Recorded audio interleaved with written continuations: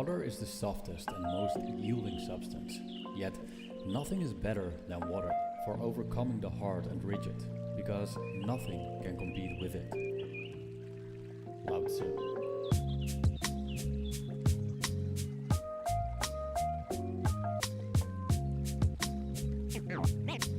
Name straight, new wave.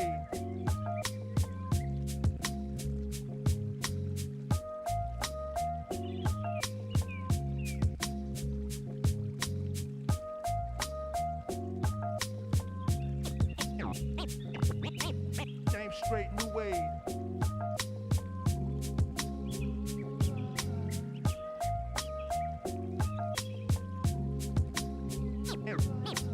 Name straight, new wave.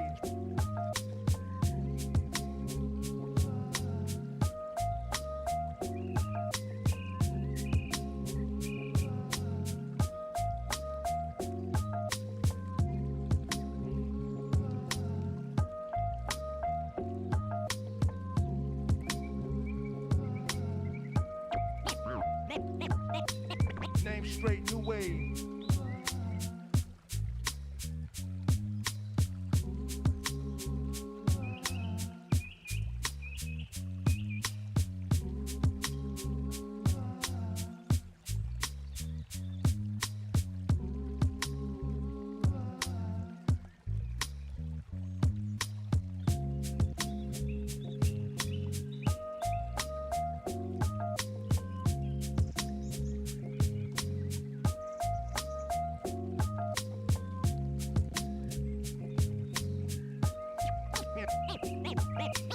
Name straight, new wave.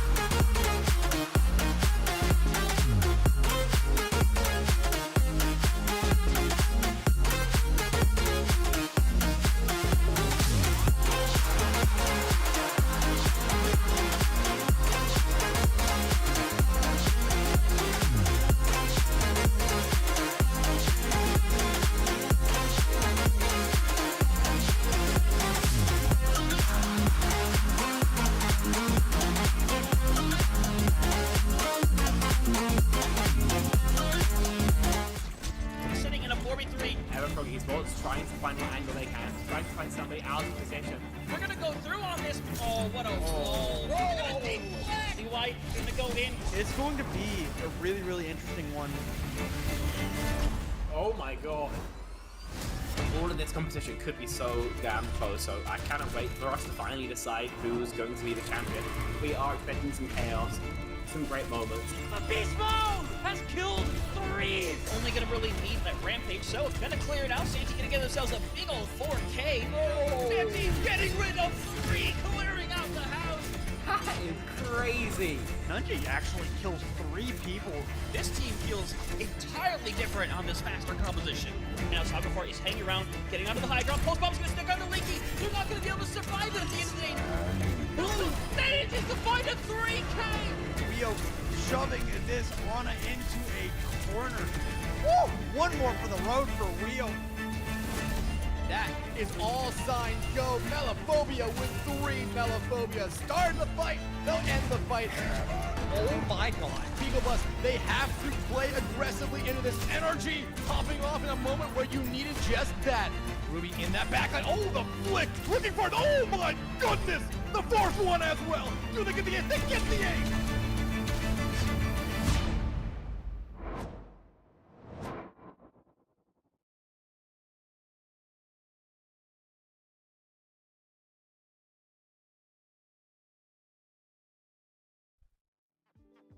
Hello everyone, welcome back to the Console Gaming League. My name is Joker. I'm here with Spectron and we've got day 1 of the playoffs for the NA Open tier.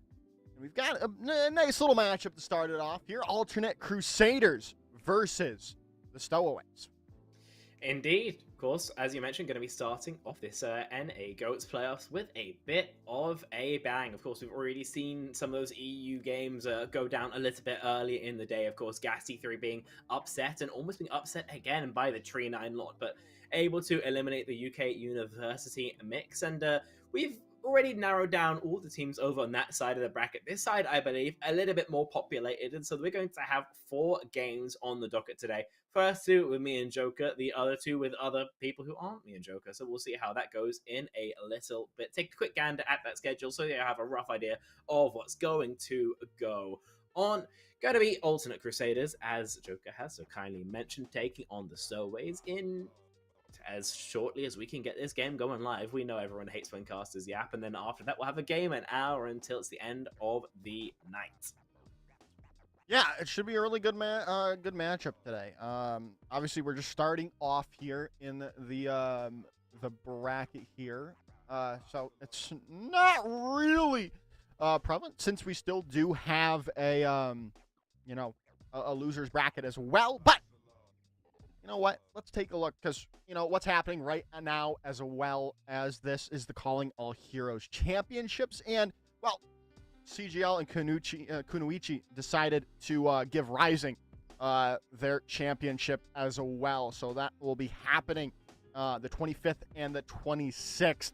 Make sure to check it out there for that to see which Rising team comes out on top.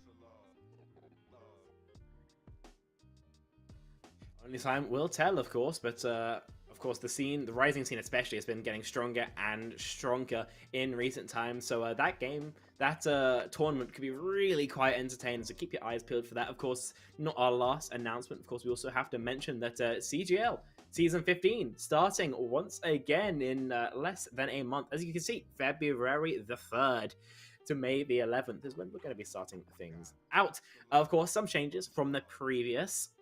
Right, obviously we've added this new South American region, console only, as for now, but that's going to make the action only continue. There's going to be only more games streamed over here, and of course, separating now from having a separate console and PC queue, now merged into one. So all your favorite teams that have been playing in maybe one or the other, or both, now all just thrown together, one big mix, going to mean some bigger divisions, maybe some better storylines, and some better entertainment for you all. So make sure you sign up if you feel the need to, because all of that is going to be happening through the next couple months.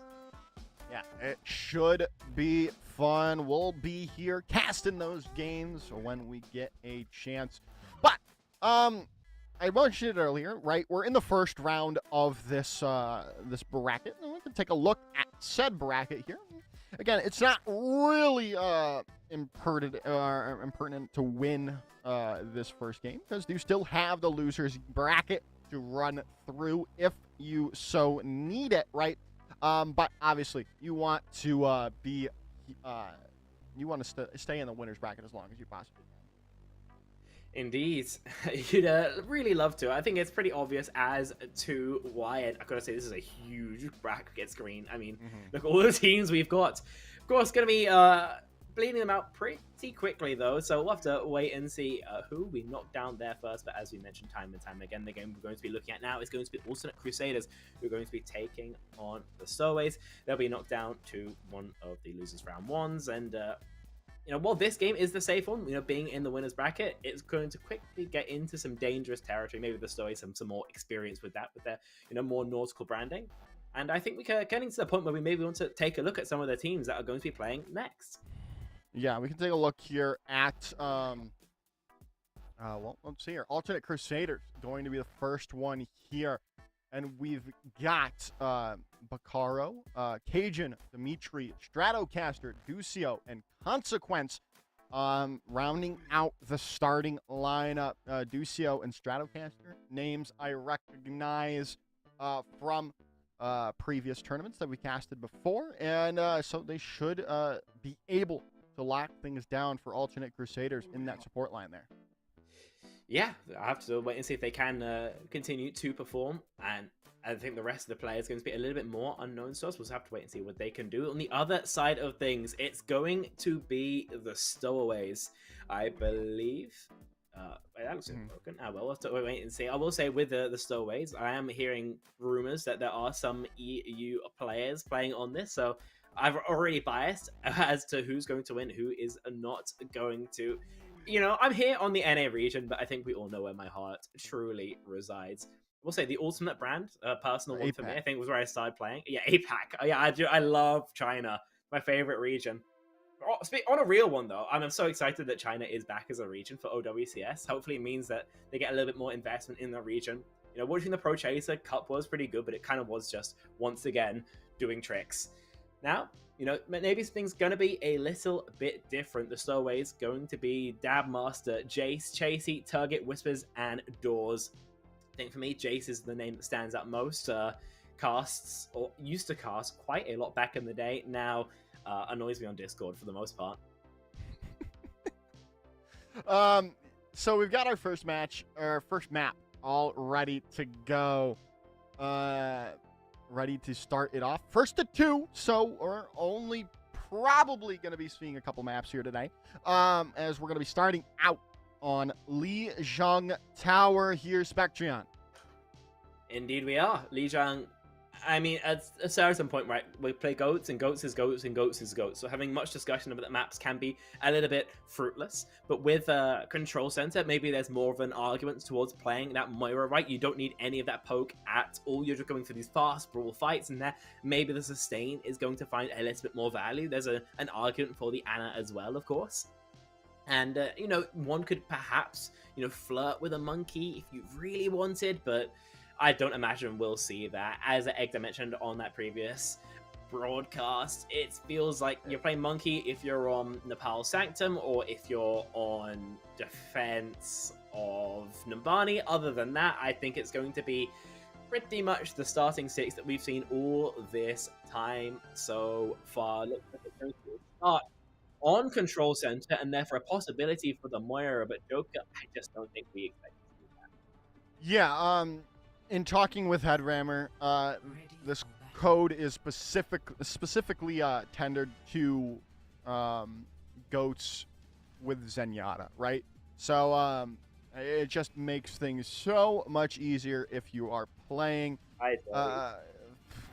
playing goats here with the Zenyatta Discord orb, just so crucial in this composition. Yeah, absolutely. If the rate on Discord is going to make it a little bit strange. now. We need to get into the action. Full start, as you mentioned, no more. They're going to be crashing on this high grounds. Watch for the Zarya bubbles being expended, because that could be the make or break here. It really could. A lot of people are already low, and Dawes is going to go down early on. Cajun already super high charge, roaring, ready to go, pushing forward the rest of Alternate Crusaders as Consequence finds Whispers, and Dabmaster goes down late.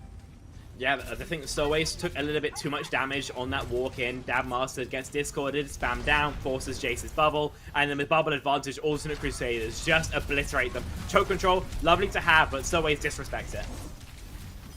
Yeah, as now, oh my goodness, already finding two. Ducio now Consequence goes down. Dabmaster back from spawn has found two picks. Now charging in, taking down Stratocaster is Whispers. And that's a quick recontest coming in from the Stowaways. Yeah, really good work just walking through that choke. Alternate Crusaders tried to split to punish, but just got punished themselves. So only 21% accrued. Great progress here. Stowaways now coming up on ultimates. We're going to have to see here if they can continue this hold, or are they going to stay out? Now routing in. There's the rally in from Stratocaster. There's the Soundbeer as well. Shatter comes out from Bacaro. Bacaro is down for the count. Rotating back now. Alternate Crusaders trying to get out, trying to stay alive. Aducio is now down, trying to stay in. This Stratocaster might get caught. Cajun going to get stunned up, but still alive somehow as they're going to rotate back. Stowaway still in control. Ult trade about even here, but Stowaways having some more aggressive ults might benefit them. Now they got control of this choke. Now they can use that space as a pseudo-defensive ultimate. Yeah, this is going to look really good. They've got the option to keep going forward. Shatter is available, but Grav going to come out here early on. Shatter going to come out. Going to be able to connect now with the Soundmaker online. Are they going to be able to hold on to this? Grav in from Jace. Now this Destruct, they have a chance, but Dimitri finds Turget out. They do lose their mech, however, so there's still a chance for Stowaways to win this, but losing Dabmaster is huge. Now they can push forward. They've got the rally available if they so choose, but it doesn't look like they're going to need it. Rally not going to come in quite just yet, and they don't really need it, right? So it's going to be Alternate Crusaders hold it. In the end, it was the defensive of Alternate Crusaders that just helped them outlast the Stowaways, right? There was always a response to any sort of aggression that they could go for, and now looking at this next fight, I do think the Stowaways have a bit of an advantage as long as they don't get shattered. But Cora could be the hero here. Could be indeed. Could be indeed. If Bacaro can land a shatter, that'd be massive. But the rally is going to come out from both of the Brigitas. Shatter connects. Gonna connect to the supports. There's a huge shatter coming out. Whispers is down. There's no more sound barrier on the board. And pushing back, the Stowaways go all the way back to spawn. Normally with shatters, you're not really looking to win out this Ryan mind game. You're just looking for a positional mistake you can exploit there. Bacaro notices Dabmaster's split and just shatters the rest of the Stowaways. This time, though, they're going to need to win these fights without the benefit of a mechanical play. Yeah, it's now Bacaro very low. Jace is going to find Stratocaster out. But here's the grab coming in from Cajun. Going to be very low. Going to get the sound barrier over health, though, which is going to be huge. Now the shatter in the back. No way. Dabmaster goes down. That's huge. Jace is going to find Consequence, though. There is the self-destruct in from Dimitri, and Bacaro is so very low. There's still a chance the Stowaways can hold, but the respawns are coming back. They've gotten the opportunity, but the picks keep coming through in red for the Stowaways. That they do. Jace high charge with the Graviton Surge to boot is absolutely frying, and now a bit of a stagger come through onto the Baby Diva. There's boot number one, and I expect this tone to only continue. Yeah, it knocks off the map and will go down, but Alternate Crusaders can't fight all throughout this time. The Stowaways probably want to try and push, want to try and take an advantage. They know that they can't play fast without that Diva. And it's exactly what they're going to do. Oh, huge grab coming in here. Everyone caught up in it. Self-destruct in from JC, and it's going to find Cajun out. A huge play. Turget going to go, and there goes Dabmaster. The trade back in response. They still have an opportunity, but like you said, they cannot touch here, Spectreon, as we're in for a series if this is anything to boot. Yeah, I mean, I will say Jace is having what feels like a very strong series so far on this area. High charge the entire time and getting some very, very choice eliminations. One of the big factors keeping the Stowaways competitive, keeping them in the lead. Feels like on the side of Alternate Crusaders, it is normally Bakora's name, who we are saying. You know, I feel like everybody else is kind of following the lead of that Reinhardt, as often it happens in GOATs. But realistically, if you had to pick one player to carry to IGL to make all those kind of decisions to follow their lead, it's got to be the Zarya, right? That is the make or break, the carry player for that most part. So good benefit to the Stowaways. They've got that going early, but there's always time for Cajun to wake up.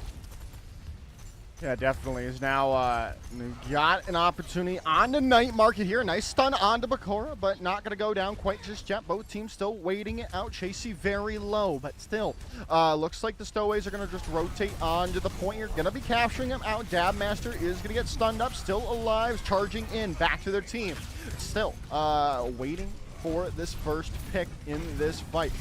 Trades are coming out, and the Stowaways get capture percentage starting in their favor, as they're going to lose Chasey's mech here early on, which is going to be huge for Alternate Crusaders. They can work and push forward now.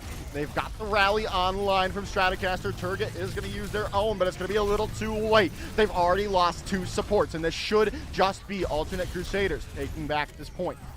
Yeah, I'm really not a fan of that target rally, but at the end of the day, 21%, not so bad for the Stowaways, right? What their opponents got when they found that flip on the opposite side. But now, they can use their support also to try and break through that choke. The real question mark is going to be what they do against this Shatter. We'll have to see, right? Now, the push comes in here. Shatter comes out, connects to 3. Sound barrier is going to be huge from Whispers. Now the Transcendent's going to be invested as well. Cajun has a chance for a free grab. This is going to be huge, but no! Chasey's going to eat it up! It's huge.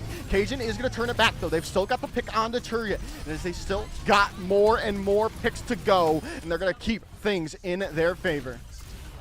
Yeah, just great work there from both teams, battling back and forth, but at the end of the day, the high charge of Cajun that gives them a bit of a lead. Both Ryans actually whiffing their Shatter there, but you know, Alternate Crusaders feels like just able to hold the Stowaways firmly in control. Close hold here, they're gonna need to go for a bash bomb or something like that.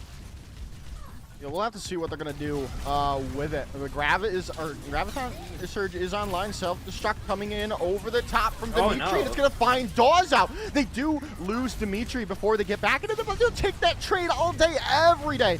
And no more healing, but the grab's gonna come in. That could be a huge one. It's gonna get a lot of people in it, but Dabmaster's down, and Jason's gonna want that grab back. Because now things are getting from bad to worse, and Alternate Crusaders are into last fight territory. Yeah, bit of a mistake there from Jace. Kobe's the grab into the backline, but with a Dabmaster not being alive to follow up on it, then nobody actually goes down. Look at last fight territory here. They walk into a grab and an Earth Shatter. Things not great for the Stowaways. Ooh, Shadow's gonna come out, but it's not gonna find anyone. It's a huge block coming in. Now Jace gonna find Cajun out. Bakura gonna go off the side of the map. Consequence is gonna find Dawes from on top of the head of the Rhine. Point is going to be procced up now, and overtime should go, well, at least it should flip back over, but Ducio finding Whispers, and this could be huge. They're going to invest a sound barrier. Consequences found 2. They found another pick, and they're going to be able to hold on to it because of it. Consequence might just be the raid boss that they needed. The Jonak skin just, you know, it is perfect. It's almost perfect, right? As they're going to be able to live up to Jonak. Yeah, I mean, it was obviously just going to play to deny the time, play to deny the touch there from Alternate Crusaders, and you know, they invest both ults to try and do so. Doesn't go exactly as they want. The Diva goes for that flank, but at the end of the day, they just had too much of a positional advantage, too much of a resource advantage, and especially with Chasey going to the point just to, you know, get overtime started, it means the rest of the team don't have that survivability from that defense matrix. They don't have that additional damage, and so they did really struggle in that battle. Fight came closer than maybe it should have, but, you know, we saw a bit of a strange kill feed with Bakura and Jace both killing themselves. It went in the favor of the Alternate Crusaders, and therefore here, on Garden, is where we've got to decide things. First, a bridge rollout? No bueno. Yeah, no bridge rollout to start out. Ducio? Uh-oh. Ducio Please get up. Dabmaster is going to take Bakura for a ride, take them down. And they're going to go down for the count, and they're just going to have to reset here.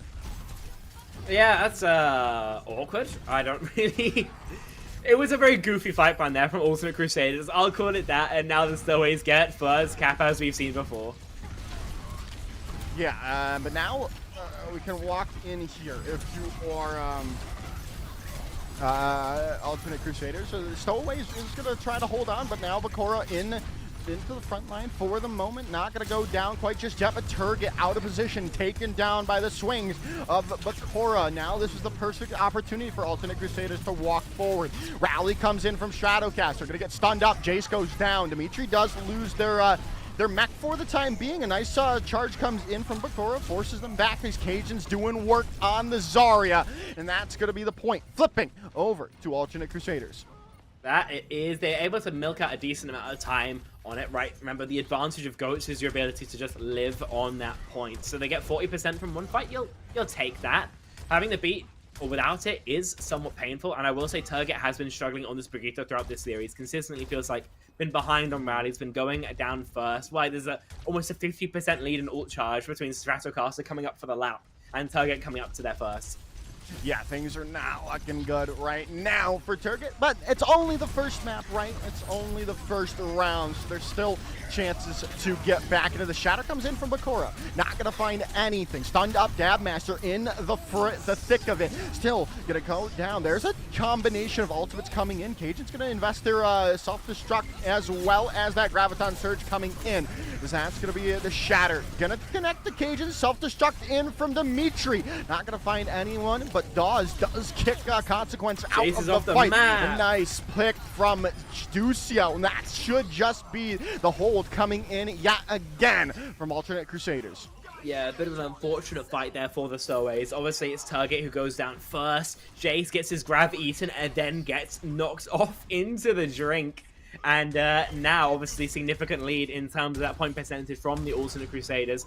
Looking like they're flirting with one fight territory at this point, and they've got a shatter and a rally to make it so. Stowaways got to find beat value here. Oh, again, Ducio!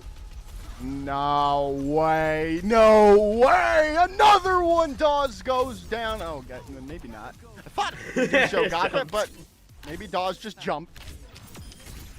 That's ridiculous, man. Listen, Ducio has been putting the Crusaders on their back so far, and now 90% left to go. If Whispers can't touch, nobody can. Yeah, Whispers might have just gotten a boost there from Ducio to get the touch, but Dabmaster's going to fall down, and it's almost all but over here. Ducio is going to fall, but there's the Transcendence coming in. They are going to get an extra time, and Jace is still alive, but finally goes down.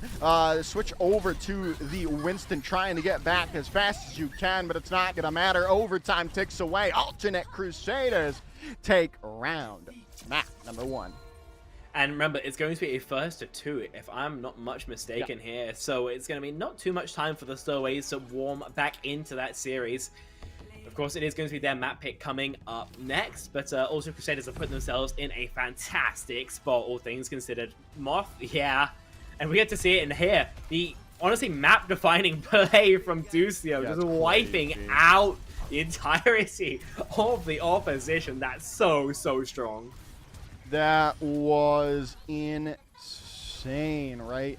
And now we'll have to see if they can figure it out right as going into this. I mean, wow, okay, yeah, going into this next map, right? You've got the pick, you've got to win it here, Spectron.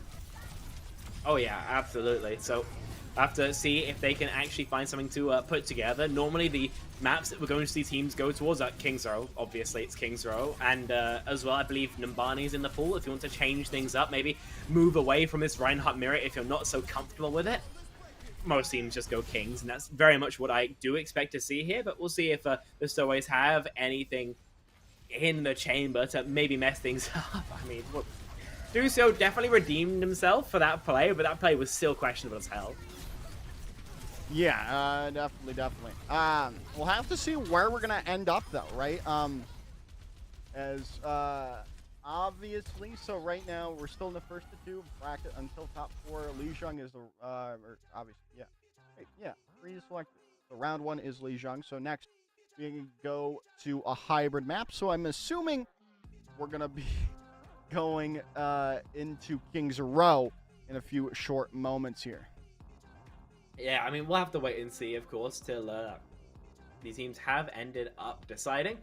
But until then, we're given a little bit of time to chill out and relax, come down from the high energy of that first map. Obviously, we get to see the Stowaways hit the ground running, but Ultimate Crusaders were able to accelerate towards the end of that Lijiang Tower, and because of that, then they are up 1-0. Remember, we are in the winner's bracket, so if the Stowaways lose, they'll be sad, but they'll be able to continue playing at least for another game tonight. So the stakes aren't too high just yet, but no one really likes having to complete the full lower bracket run, right? It's never all that enjoyable. Yeah. So I think the team's playing more for their mental, more for pride than anything else, but there is still going to be some action here, some stakes, and of course the pick has come through. No surprises whatsoever, folks. We're heading to King's Row.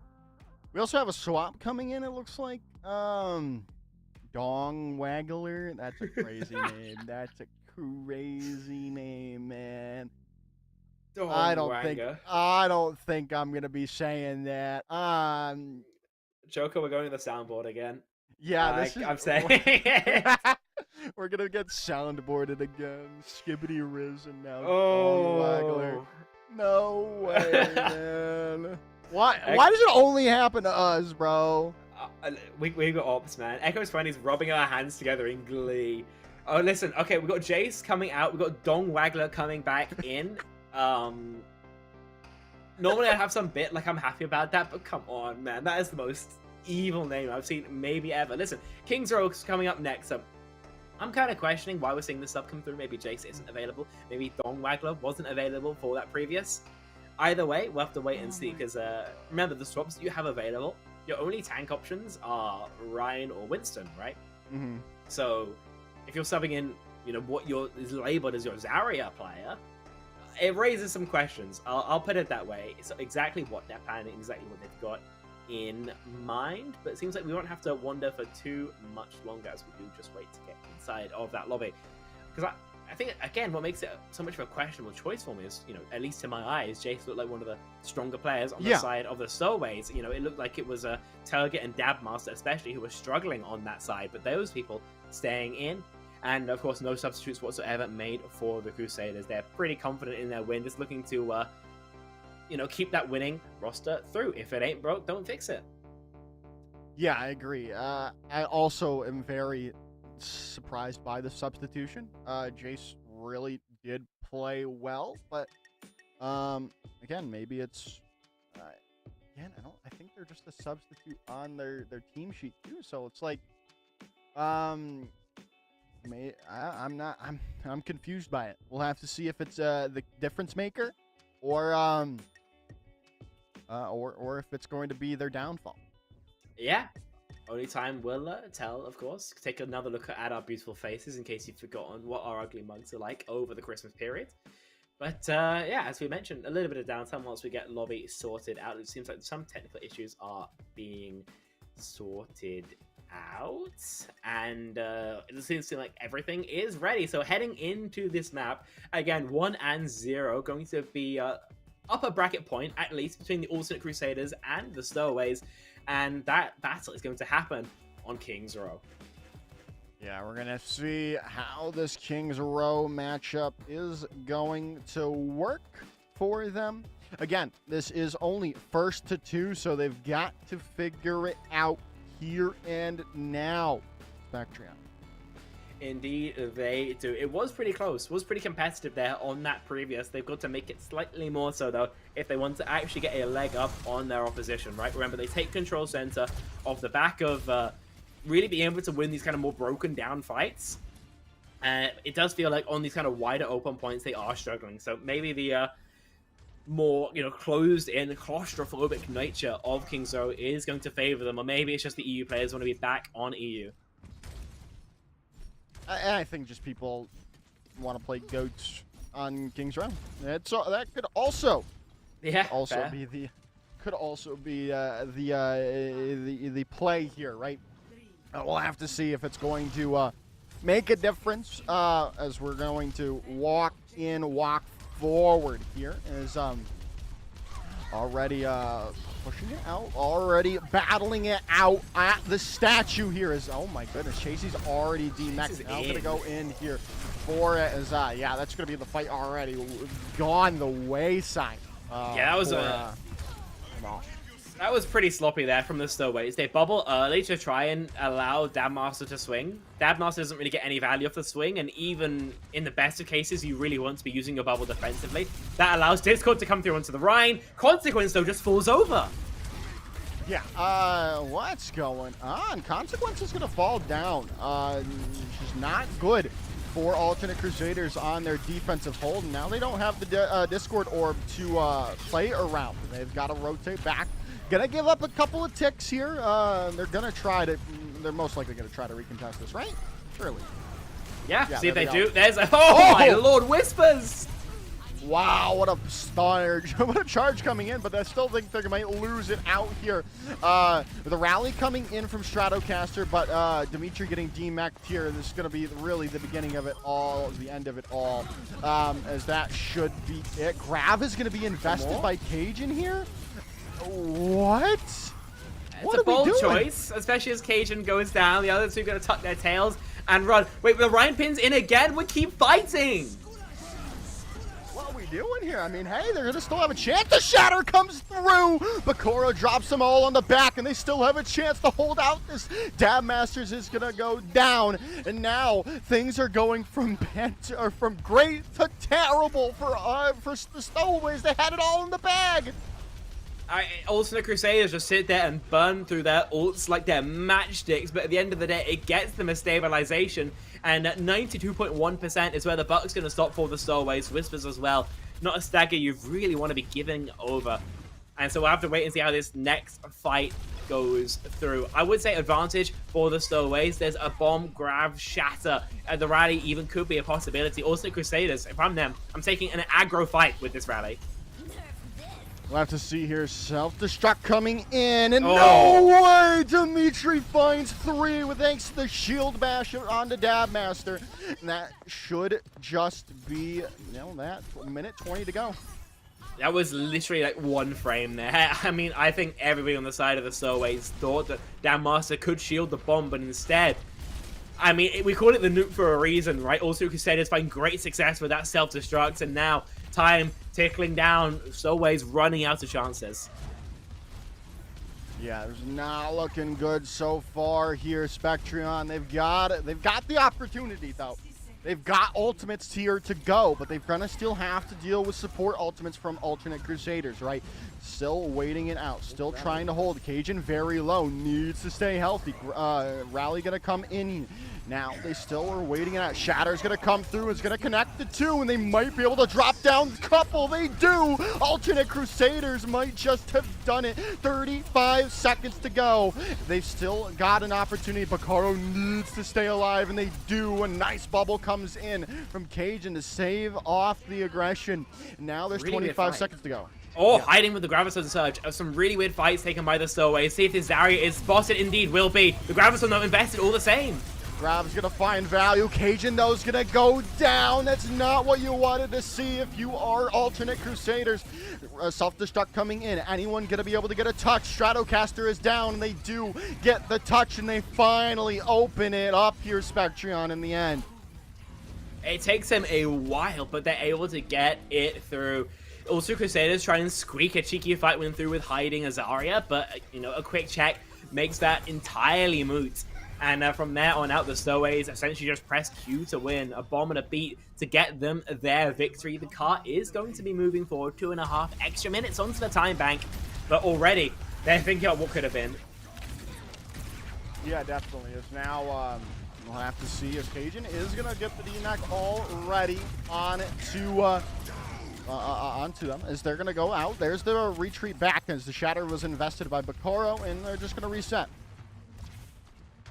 All you can really do in a scenario like that. The overextension, though, is going to be pretty painful, as now we can see alternate Crusaders go for this arch hold. Stowaways don't have ult advantage to break it, and so they're going to need like a 5 orb or somebody just full over here. They are very much behind, and with only a minute and a half on the clock, then this extra breath of life they got from capping point 1 is going to be very, very short-lived. Not looking too lovely jubbly right now, Spectron. As things are getting down to 1:15 on the clock. They're still going to try to build up to the ultimates. They're going to have a chance to get up to these massive ones that they desperately needed. But they need to find a way to bleed them out of their opposition as well, because Alternate Crusaders just aren't going to be forced to ult. Not at all, not at all. We'll have to see. Can they get this? Chasey finding Bakaro is massive, though. And now this is going to open up the archway as the picks keep coming through from the Stowaways.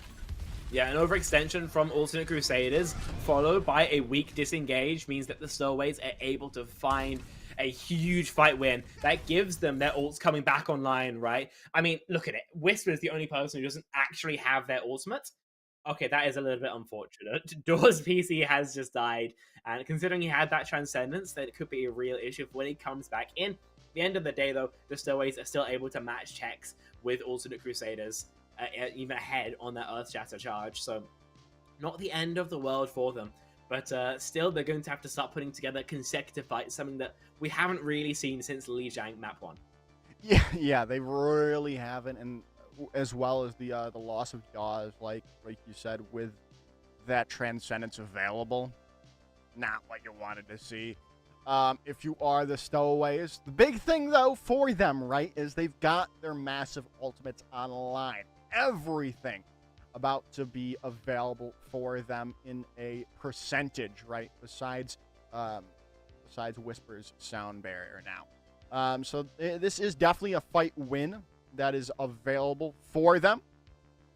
But it looks like Dawes is back in lobby, so it wasn't too long of a disconnect. Yeah, we get back in, hopefully. Seeing if teams are ready as we speak, and I should hope so. I think that will mean that the Zenyatta will lose the ultimate, if I'm not much mistaken, which is going to be pretty painful for the Stowaways. We'll see if that does happen, because if you lose a Transcendence just to internet, that's pretty mad, realistically.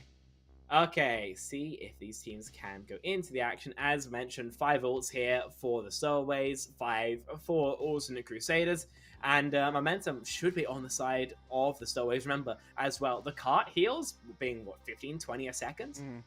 You know, that's not a lot, but when stacked with your Brig and your Lucio and your Zen Orb, that is a significant advantage, one that the attacking team might be able to leverage. Yeah, it definitely is. It definitely is indeed. But we'll have to see. Yeah, losing Dawes is Dawes having that Transcendence is not good at all. Right now, ultimates are coming online for Alternate Crusaders as well. This is going to be an all-out fight to hold it out. And there's a Discord or the oh, wow, a self-drive coming in the back. Graviton Surge parade perfectly from Cajun. And that should just be almost it here, as it's all but over. Dong is gonna try to get some late last-second picks, but it just doesn't look possible here. Overtime ticking away. Sound barrier gonna come through. They do get a last-second touch here from Chasey, but still nothing really doing quite just yet. They still need to find a pick, and they need one badly, but they don't have anything online. Still waiting it out. Shatter comes in from Bakura. Not going to drop anyone down, and Dong's going to find Ducio. They are going to get the DMAC onto Chasey, so there's still a chance to hold on to this point if you are Alternate Crusaders, and they keep coming through. The rally coming online from Turget is going to be a little too late. Self-destruct comes in and finishes it all off. Is there a nice hold for Alternate Crusaders? Fantastic touch discipline coming down there, but unfortunately, you know, one has to think, would that be a little bit different if they had that Transcendence online? You know, obviously, that's not a reality we live in, right? Doors getting Thanos Snap does come back to bite them a little bit. But as well, with this bomb self-destruct, with a bomb grab combo, sorry, that we see Alternate Crusaders launch, it's just Dab Master being, again, a little bit split, right? Wants to swing, wants to keep the backline far, but it does mean that once everyone's actually stuck, there's nothing they can really do but stare at that self-destruct, and when it eventually goes off, then that's kind of the end of the Stowaways' chances there. Remember, they could have had like a 5-minute plus time bank, but in the end, barely to the end of second point, not even that. So I'd say Alternate Crusaders are pretty happy about how that round went. Oh yeah, they definitely are. They're chuffed to bits, as one would say, right, Spectreon? You Chuffed could to say bits? that. You could say that, yeah. I wouldn't mind it. I wouldn't mind it whatsoever. Of course, now it's on the Stowaways to try and mount their defense. Hopefully this time, you know, without the issue of internet issues, they can put something together. But only time will tell, right? Alternate Crusaders were kind of, or rather, the Stowaways don't want to make sure their ult rotation gets too messed up here. They can't overult. There were a couple of times, I think, where we have seen Whispers and Doors overlay their support ults. Not been consistent, but if it happens even a single time here, could spell the end of this team. It really could. It really could indeed, as things... Oh, Dabmaster already super low, but Turget gonna find Stratocaster out, but the trade onto Dawes is massive. Now they are gonna just have to reset here. Not what you wanted to see, but hey, it's great for the Stowaways, right? Yeah, closest spawns does mean that they can't go for a really aggressive hold until this stagger comes through. They are not allowing Dimitri to leave. This Diva is going to be extended and obliterated. Stowaways a great start now, and hopefully they can snowball. The most important things are going to be the support ult charge. This rally and this beat from Turget and Whispers is going to make all the difference in the world. Yeah, there's now... Oh, another pause coming in. Not again. Oh, this is going to be terrible for... Yeah, you got to play for a retake already. If this is Stowaways, I mean, yeah. Yeah, this is... Peeking at it. Yeah, it's just unfortunate if the Stowaways disconnect here. One of them, because, I mean, like you said, they're just going to have to play for a recontest. And that's just not what we really want to see here if that's going to be happening, right? Yeah. Because that's just an unfortunate way to... Listen, I mean, look at it this way. Doors didn't get much done in that previous fight, only at 19% of the trans. So it's not the end of the world in terms of your ult rotation. If you lost Target or Whispers, it would be even worse. Looks like Dawes is still here. Yeah, I guess it's just a high ping spike, not so bad to disconnect you. We'll see if it stabilizes. Yeah, Dawes is typing, so that player we can only assume to be okay. And then who we had to assume was the guy. It looks like they're ready to go. So huge for Stowaways, right? When they call for a pause and they don't lose their lose a player, because that would have just been unfortunate. Indeed, not to be though. So we are going back in. Doesn't seem like any disconnects have happened, so we can just keep this action going. Yes, yes, yes. We can indeed here, Spectreon. We can indeed. As now, plays are already coming in. There's the charge in onto Cajun. Is going to get forced out, pushed back for the moment. Pushed away for the moment in time, right? So now, they have to go away. Still, pushing in, rally in from Turget. Bakaro gonna go super low. Transcendence and Soundbay are gonna be invested there. You have to win this fight, right? If you're Alternate Crusaders after investing so much, but a massive shatter coming in from Dabmaster. It's gonna put 3 on the backs and send Alternate Crusader back to spawn. Yeah, really sloppy of Ducio and Consequence to make a mistake like that. If either of them were able to find some value from their defensive ultimate, you know, a little bit later, then there's a chance Alternate Crusaders are still fighting here. But the Stowaways were in such a point of advantage that even if Dabmaster doesn't knock them all in the behind, Doors would have still had the Graviton Surge to keep them alive. As there's the self-destruct in. Not going to find anyone quite just yet. There's a lot of people are low. As Turget goes in, Stratocaster, everyone falling down. And that's a nice recontest coming in from Alternate Crusaders. The disconnect, the DMAP, sorry, on the Chasey. And they're going to try to get Dong if they can, right? This would be a massive pick. But now they're going to be able to get out with that charge. Yeah, they commit super, super hard for that grab bomb and don't find as much as maybe they were looking for. And then as well, you know, instead of backing off, they stay in. The trans is late on the grab, and the stowaways go down. They will have arch hold, but 4 minutes, they're going to have to be essentially perfect ball. This is really tricky. Yeah, definitely. Self-destruct over the top there. Shatter comes down, but no one goes down. Stratocaster falls here. Bacaro goes down as well. And now the reset has to come in from Ultimate Crusaders. That it does. You'd love to get a stagger kill, but instead, Consequence pops the trans. It doesn't allow the repressure. I'm really not a fan of that. Yeah, and especially since they lose 3, 4, and Dimitri's going to get stunned up, or staggered up here. Listen, I get the idea, right? You don't want to die on Zen, so you'd pop the trans. But you've got 4 minutes. All you need to do is bank ults and get something around the corner. Instead, he pops it, throws an ult down the drain, as well as some additional time and a chance where you aren't going to find much value. Obviously, we see this high ground wrap come through, Alternate Crusaders. This drop is very punishable, but if it succeeds, could too, in of itself, be a punish. Yeah, as now we'll have to see here. Oh, they bait main. Okay. Yeah, they're baiting main, but they are still gonna take it, send it down main here. As Cajun has the grab available, Dong has it as well though. We'll see who can come out on top here. Dawes goes. Turgid is going to go down here. That's not what you want to see. Now double supports are going to be invested here. That's a massive waste. It could have been. They are going to be able to stave through the Graviton Surge of Cajun, using it a little bit later. Now they don't have anything for it. Dabmaster falls and everyone falling down after investing Graviton Surge as Alternate Crusaders push forward. Yeah, a huge amount of mistakes made there from the stowaways. Target takes too much damage and then goes down, something we've been seeing semi-consistently. Then we see overlaid support ults and a grab invested. It was bold at best, and then on like 200 HP with Discord, Dabmaster tries to pin it. Just a lot of things that made the stowaways maybe not look ideal. Now they're going to have to recontest with this forward hold. They have to play for their lives. Yeah, and they're already losing Dabmaster. This is all but over. The Shatter coming out, connecting to 3.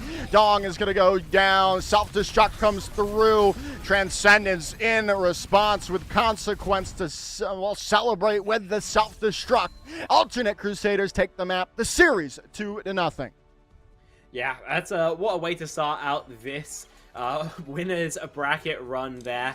You know, test it a little bit to start things out, but they just heated up as we got deeper and deeper in. Some lovely set plays came through from the stowaways, but in the end, they just couldn't do it consistently. Sorry. Remember, when you play GOATs, you're only as strong as your weakest link, and today that meant that Alternate Crusaders were just able to get it over the line. Yeah, just some great stuff all around from Alternate Crusaders there. Very good teamwork. Very, very ballsy. I can't think of any other words. Ballsy plays, especially on King's Row there. Just able to, that defense was crazy, right? They had no real reason to keep that hold going, and they were able to. That boop as well. This recontest was incredible, right? Like, how do they hold on to that? And we were questioning the grab as well. That bought time for the rest of Alternate Crusaders to get back into the fight, and it saved more and more time. And just great stuff all around from them. Absolutely. I'd love to see how deep they can get. Of course, we are going to be continuing the action through with you, but we're going to be covering the next game as well, wherever that may be. But for the stowaways, obviously knocked down to the lower bracket.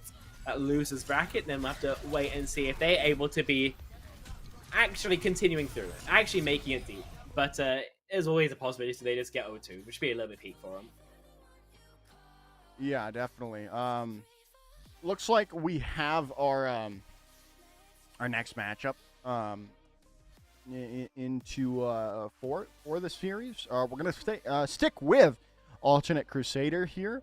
But we're going to be bringing in Fourth Impact. Yeah, a fresh team to be playing against the Crusaders. Obviously, fresh off the back of a win. Really, both of these, as it is a winners bracket matchup. But I do think Ultimate Crusaders definitely looked to me like they needed to warm up a little bit.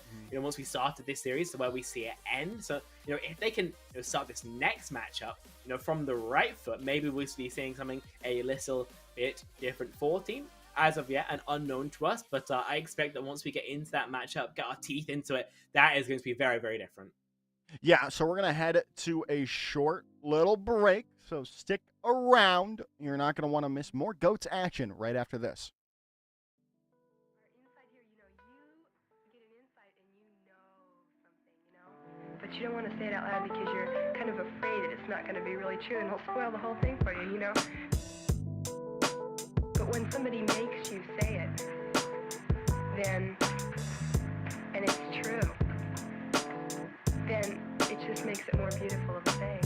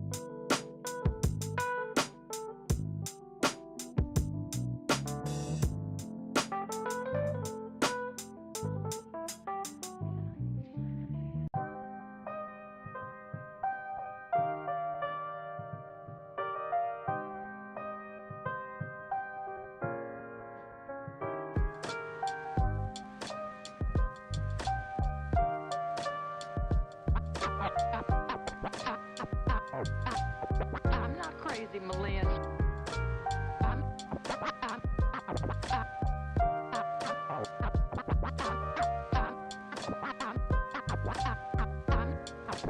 I'm not crazy, Malin. I've just been in a very bad mood for 40 years. 40 years.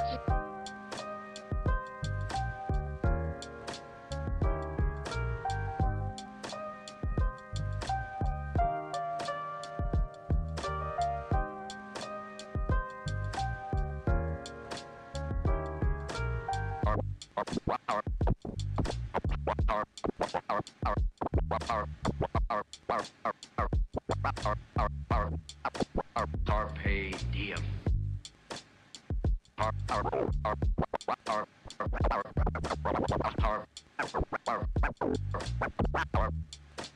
Carpe diem.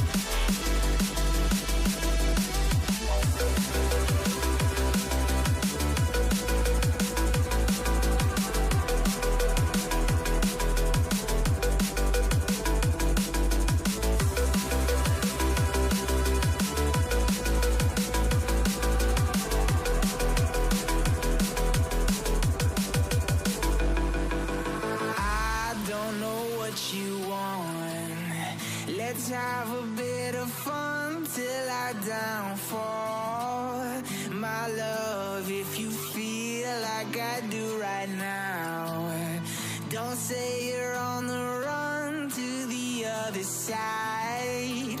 My love, you say you wanna try, but you never do.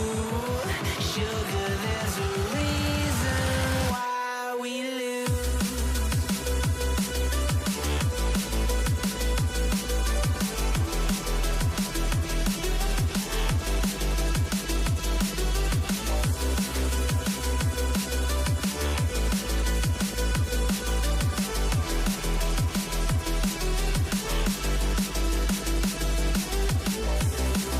You say you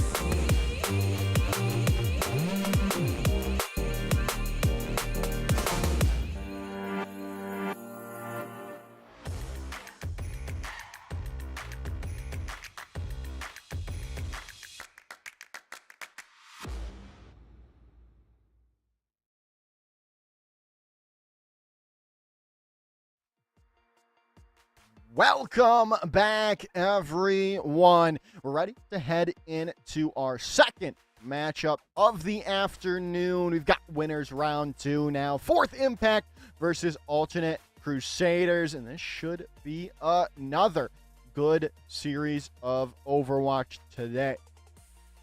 Indeed. Of course, the first map we've just seen was started very close in between, I believe, the Stowaways and Alternate Crusaders, but Alternate Crusaders able to heat up, close things out. And this time, Fourth Impact going to be their next obstacle if they want to continue forward in this winners bracket as they advance forward throughout this CGL GOATS NA side of things. Take a gander at it here. Of course, Fourth Impact able to find the 2-0 over the Fellowship. And again, both teams winning 2-0 on paper should be evenly matched, right? Yeah, it should be, right? We'll have to see if that's the case, right? As this Fourth Impact squad looks interesting on paper, right? But we'll have to see when we get into the game, really, and that's when it's going to matter. Did Eevee just put an Eevee on their pronunciation? I respect it. Honestly. You know, I mean, you can do anything on the CGL streets. Please don't. Please keep it sensible so we can actually understand it. But within the realms of, you know, reasonableness and making it so casters can understand what the bloody hell you're on about, then you can do anything. Listen, roster, Fourth Impact, go! Eevee, obviously the tank player here. Is now they've got Ronan and Leo around. Leo? Whatever. Icy Sniper, Lotus, and Hypno rounding out the roster for Fourth Impact here. Indeed. I think Eevee, off the back of, I believe, eliminated from Call Me Your Heroes yesterday, if I'm not much mistaken. Yeah. But still put up a strong performance in that tournament. And, of course, Alternate Crusaders, we've seen them before, but they have made a change in between the previous and this current matchup. Tyrell going to be coming in, but other than that, it's the same 6. Yeah, it looks like Bacaro not gonna be playing this time. So it'll be interesting to see how this changes for Alternate Crusaders, right? Because Bacaro was a really good player for Alternate Crusaders. Now they have a different Reinhardt, and so that means that there might just be a change in the dynamic of Alternate Crusaders, right? So we'll have to see. We are starting out on Nepal here, which this is interesting. I do like this. Tyrell says their favorite hero is Winston, so you might be seeing some Winston here if we are going in onto Sanctum. Definitely a possibility, as we've seen. You know, the Winston not able to survive for as long as that Reinhardt, not able to go for as many push and pulls, but in terms of your cleave, it's a little bit longer range and a little bit more consistent, right? That Tesla cannon, in terms of raw damage, is stronger against a group of targets than the Rhine Hammer, the Rocket Hammer. So, again, a possibility as Tyrell hovers it, and something we can maybe expect to see. Personally, would love to. It always makes a bit of a change up, but in any sort of extended fight, we will see the Winston just fall over. Village start as well. Not the strongest for the Simian scientists, so instead, going to be a Rhine Mirror, all the same shtick we've seen before. I would imagine we start higher ground and drops a point. It should be very, very mirrored. The only real threat in the early stage of the fight is to be Zen 5 orbs, and then it's going to be who manages the Discord or better. Yeah, we're going to have to see here now as we go forward. Pushing in, out already on to the, into the thick of it. here for both of these two teams, swinging these hammers. Eevee is looking to get some work done, get some damage, pushing forward. Fourth Impact looking to get some, well, make an impact here in this first fight, right? As they're going to charge in, and Eevee's going to find Ducio out. Cajun's going to get super low, and Ronan is going to be able to find that pick, and now they are going to be able to chase down the remaining members of Alternate Crusaders. Yeah, that they will. They're going to be able to take plenty of space, but in terms of eliminations, Consequence and Dimitri are able to tuck their tails and run. And so Fourth Impact, though they get a great start here, are not able to find those exit frags first. Cap for them. They've got choke control, but they elect not to play it. Yeah, as Icy Sniper's going to find Ducio out already. Cajun is going to find Eevee. That's huge, but the picks are going to keep getting traded out. The picks keep coming through from Fourth Impact right now, though, as Leo's all alone. Is going to get their grab up already, and that's a huge one coming in. Just going to get them all sorted out into that area. They might just lose their life here. No, Hypno is going to finally go down. Leo's still alive and roaring. Oh my goodness, able to stay alive through that all. That fight could have got awkward, right? They don't play Arch, they don't play Choke, so there's a lot of cleave that Eevee maybe could have got that, you know, it didn't. But in the end, Leo hitting some huge right clicks meant that also the Crusaders were low all the same and still got punished. But again, a little bit more hairy than maybe they'd like to see. Close to the Earth's Jack, we won't have it as just yet. Fourth Impact probably is going to wait for their other check marks to come online. Self-destruct in, and Leo's already found Consequence as well. Tyrell gonna fall down here as well. This is just gonna, this is just looking like utter domination right now for Fourth Impact. Yeah, I didn't get that one right at all. They go for a quick bomb in, and Alternate Crusaders simply cannot react. Eevee's been pinning so aggro every single fight, and still yet to be punished for it. Fourth Impact loving life right now as we're getting to 80%, close to one fight territory, and they've still got a very healthy time bank and a very healthy pick. Very healthy indeed now. We'll have to see if they can continue going here. They've already got grab up before Cajun found another of their first one, right? This is just, this is a clinical coming in from Leo. A great one. The Shatter's going to come through as well. They are going to get a touch. The Shatter comes out. Self-destruct in. Icy Sniper's going to fall down. Hypno does find Dimitri, though, before they can get back into their mech. So there's still a chance for Fourth Impact to win this fight out, especially if Tyrell goes down here, as Eevee is just swinging for the fences right now. They've got the picks coming through, but Cajun's going to find Hypno. There's still Alternate Crusaders in control, and, well, it looks like they're going to keep control now. Yeah, they do eventually be able to clean up that fight, but that was so chaotic, so back and forth. Dimitri could even get demec'd here, but unfortunately time reload means that Leo will not be able to eliminate there, and it looks like the supports will be able to back off in time, so 30%, probably up to 50 at least accrued. Fourth Impact have all their tank ults, or at least will, so they can either go really fast with Leo's grab, or wait until the bomb and the Shatter as well come online to truly, you know, cement the wipeout of the Crusaders. Yeah, they've got everything they really need, though. We'll see if they can continue going. Grab's going to come in, and Cajun's going to get caught out, and a nice grab separating them out. Huge one already up yet again, and there's just going to be the win coming through. Hypno finds two. They are going to lose Ronan's mech for a moment. Gonna use that to get back into it, though. It's almost losing that with that C9, or not C9, Ajax, as that is going to be Fourth Impact's round to win. That it is. They take it pretty dominantly.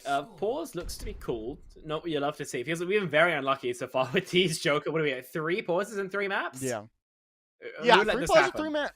3 pauses and 3 maps, but hey, you'll take it when it's in the middle of a match, right? Yeah. That works a lot better than losing ult charge, right? And we don't want that to happen for these teams. But yeah, wow. Leo. I think that's all we really have to say, right? Leo, they've just been on a tear on this Zarya. Three Graviton Surges in one sub variant of Nepal is crazy. It's not a bad rate at all. Just been absolutely frying when given the opportunity. Take a gander at some of that by the looks of things now. But yeah, I mean, although it was like 100 to 60-ish%, it felt like Fourth Impact had their hand on the wheel the entire time, as we can kind of see now. All the plays that they've put together, Alternate Crusaders just had to, you know, respond where they could. That right click is so disgusting. Ducio is going to be feeling a little bit hard done by that one, and here just superior firepower helps them clean things up.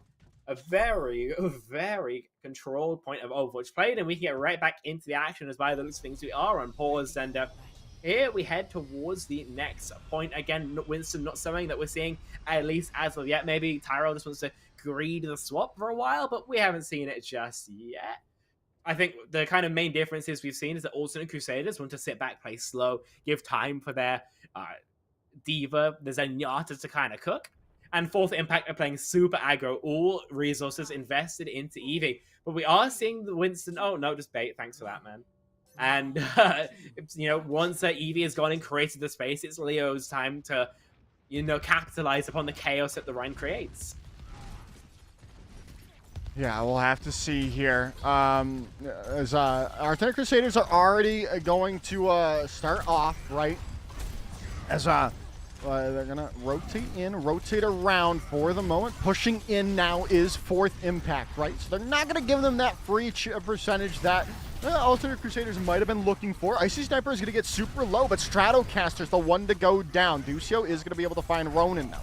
Huge opening, though. A lot of damage mitigation now gone, but the picks are going to keep coming through from Fourth Impact as they're just going to have to reset now. Yeah, that they are. Dimitri, of course, unable to get off the map. Ducio goes down as well, and so the full reset has come through. If you're Alt Crusaders, though, what do you try and do? You imagine you've got the lead on that beat, but you kind of need the beat to survive, right? Ludo tries to make the jump, can't do it. If they've ult-tracked Eevee's Shatter Charge correctly, then they're going to beat engage onto the Lucio or the Zen. If not, they've just got to wait, play reactive. Yeah, as now they go in here, rotating it out, pushing forward. Leo still trying to build up to that Graviton Surge here. Sound Barrier did come through. Eevee is very low. Still was able to stay alive for a while, but is going to finally go down. This is now Alternate Crusaders a point to win, but they've lost Tyrell here. A nice play coming in from Ronin. Now they're going to be able to recontest it. Rally comes in from Icy Sniper. Shadowcaster used there as well, and the grab coming in from Leo is going to wrap it all up. That it is. Fourth Impact able to snowball things beautifully there. Ducio being forced to beat by Tyrell just taking too much damage is not the start that Crusaders were looking for with, you know, what could be called an ult advantage. And now, Fourth Impact pretty much objectively have the ult lead, right? They've got positional advantage, energy on their Zarya, and looking at last fight territory as well, looking to absolutely slam the door on the Crusaders Nepal. Yeah, it's now...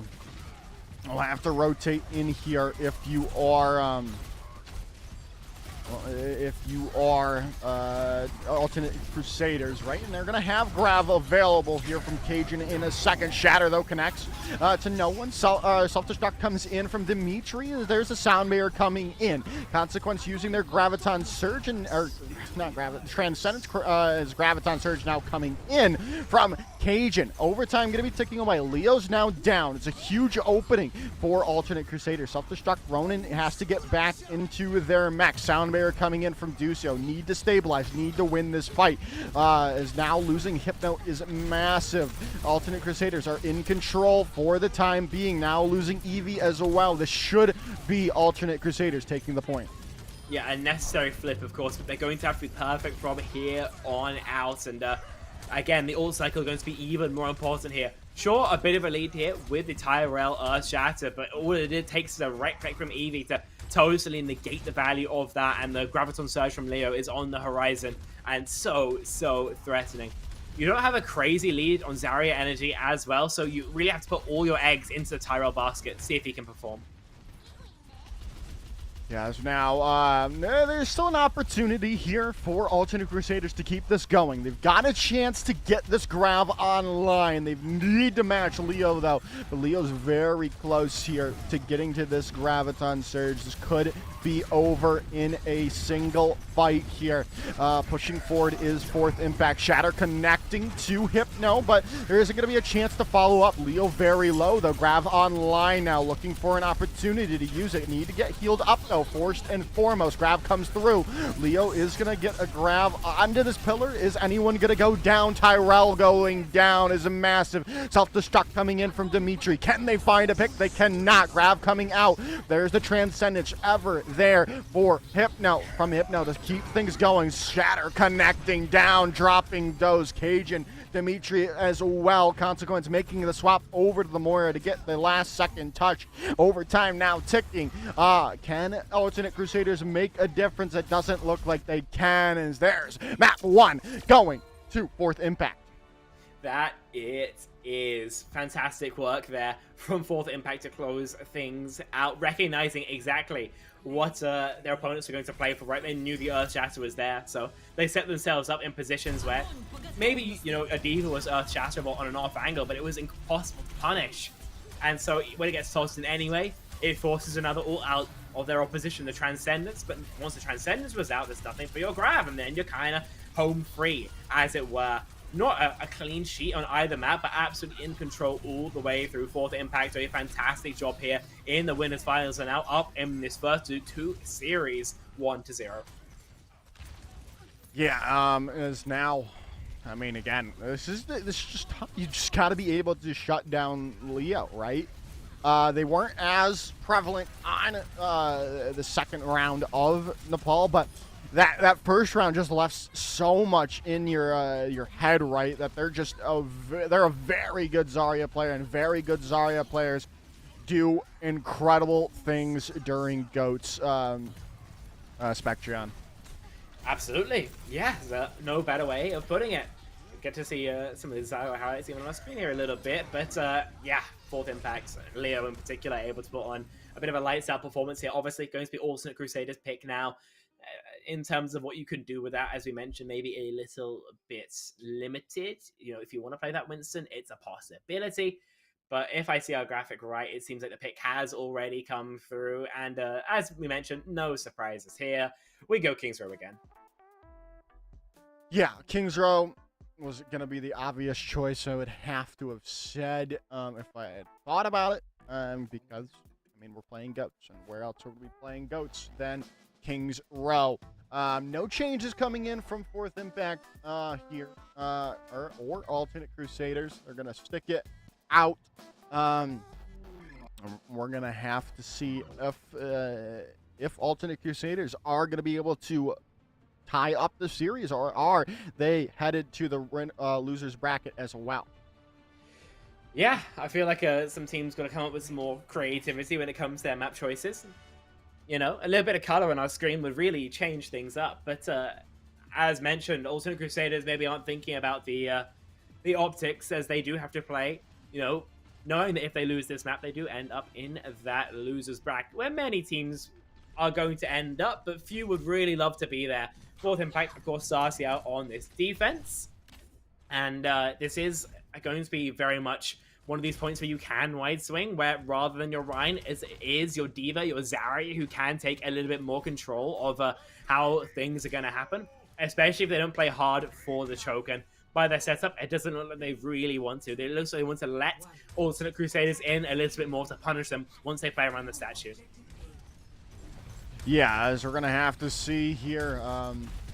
We're gonna see here. Can they get this started off? Tyrell already so low. Everything gonna have to go into them early on, and now they're pushing back, getting focused out. Some damage coming in, but we'll have to see. Can they keep it going right now? Rotating in, rotating around right now. Both teams are still waiting it out. The rotation going to come in from Alternate Crusaders up on to the high ground for now. But Tyrell is going to fall out. Leo getting that first pick is going to be massive. And now they're kind of stuck without the Reinhardt. I don't really know what we're doing messing around in this side alley. It doesn't do anything for you. You get a DMAC onto Ronin. That is really impactful anyway. But can they get more than that? That is a huge question. I don't think they are, because Dimitri is also going to get DMAC there. And then taken out, sent back to spawn is Alternate Crusaders. Yeah, Stratocost to AJ's the... it survives alive with the rally armor. Either way, not what you'd love to see is rally that also Crusaders could have really used if they are still jammed in choke. Of course, Leo just chucks in this high charge bombs, and now with the Graviton Surge on 9 as well, fourth impact should be able to get a second fight win here. Yeah, definitely. As now we're gonna see who's gonna come out here. Still waiting out. Oh, already. Oh, the Grav was going to try to catch Cajun, but, well, they did separate them in the end, and the picks keep coming through. Eevee having the Shatter available is going to be massive right for this next fight. That it is. But they do use tools there for impact. They do overall a little bit, but will it matter? That's what we're going to have to wait and see. We will indeed. As now, picks are gonna come in. Shatter connects down. Cajun is gone. Huge flick already. Cajun having that grab is gonna be massive. Not available until this next fight. As we mentioned, it's the Zarya players who are gonna be the most impactful here on King's Row so far. Cajun has been dead silent. Oh, what an eat! Ronin continues Cajun's woes, and Ultimate Crusaders now down in Ultimate. They could have really used. What a play there from Ronin. What a play indeed. What a play indeed. And now things are just not going well here for Alternate Crusaders, right? They've got to get a fight win, and they need it now. Down to under a minute here, Spectreon, and now the play is going to come in, and Dimitri is going to be able to eat up Leo's grab. Huge coming in. Now the Shatter right onto Leo. That's not going to be able to find them, no. The Sound Barrier, everything, the peel was there to keep that Zarya in the fight, and now the picks just keep coming through from fourth impact. Self-destruct not going to find anything as well, but Dimitri is going to be able to take down Ronin, is going to use that self-destruct, and no way it finds two! His fourth impactor set up. 35 seconds, now 30 left to go. Also, Crusaders have no progress and very little chance of building up an ultimate in time. Ducio, the only check mark they can bargain with, maybe Cajun's Rav as well, but fourth impact are just dominant right now. Yeah, it's now self-destruct or shattered. Sorry, coming in from Eevee. Not gonna find anyone. Sound Barrier is gonna come in. They are gonna have a chance for a touch here. Are they? Yes, they are. They're gonna get no, maybe not. Grab coming in from Cajun. They are gonna find Ronin. The picks keep coming through, trading. Everyone not in this quite just yet. The the Shatter not gonna be canceled out. Fourth impact are gonna be able to hold on to this here Spectreon. It's all but over here, overtime ticking away, and that is that. The hold comes in from fourth impact. Not what you love to see if you're an alternate fan, I'll put it that way. 4 minutes on the hold going to be needed where they can't give up any point presence at all.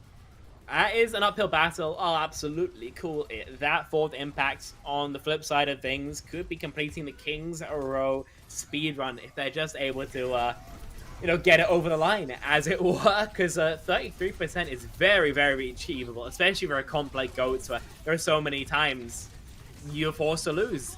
You have to lose for your ult economy, but that's not something that Ultimate now have the option for. Fourth impact, though, very much do. Yeah, as now we're going in right to the what could be the final, our final casts here, Spectreon. Well, at least for me. I don't know if you're casting tomorrow. I go EU finals, yeah. All right, so wow, okay, I see it. I see how it is. I'm Mr. Big EU. You know how it be. Yeah, you're Mr. EU man. Uh-huh. I'm gonna get you like Captain America. Like a European Union shield. Yeah. We'll go crazy. Worst comes to worst, you can give me like a hat. This says like Mr. EU. I'll take that as well. Mr. EU. Yeah, let's make that happen. We'll make that happen for Stockholm. Yeah. But right now we'll have to see here as Fourth Impact's just kind of waiting. Gonna give them all the time in the world. They don't really have to. They don't really have to push this quite just yet, right? So now they do, and Leo's already found Ducio. That's just amazing. Icy Sniper is going to go down, right? Eevee might fall as well, and it looks like they are, so there's still a chance. Cajun has gone over to Ryan here for Alternate Crusaders, and hey, it's working out for him so far. Yeah, it's a one fight win, but they're going to need plenty more. Obviously, Alternate Crusaders got a... Why are we fighting there? It's a bit goofy. When all said and done, though, well, Fourth Impact burn a minute off the time bank, and they get some ult charge. All they need, remember, is one fight. So ults are going to be the name of the game for Fourth Impact. They may well just wait for an advantage and go in when they have more check marks. Yeah, we'll have to see, right? As now, we'll be rotating through in a second here for Fourth Impact. They're just kind of waiting, building up ultimates, right? It's really the name of the game. You can't take it too long, though, with the rally going to come in online from Stratocaster. Eevee's all alone. Might get caught out here. Going to go down into this area. Shatter comes in from Cajun. Rally comes in from Icy Sniper. Ronan is going to get demeched, though.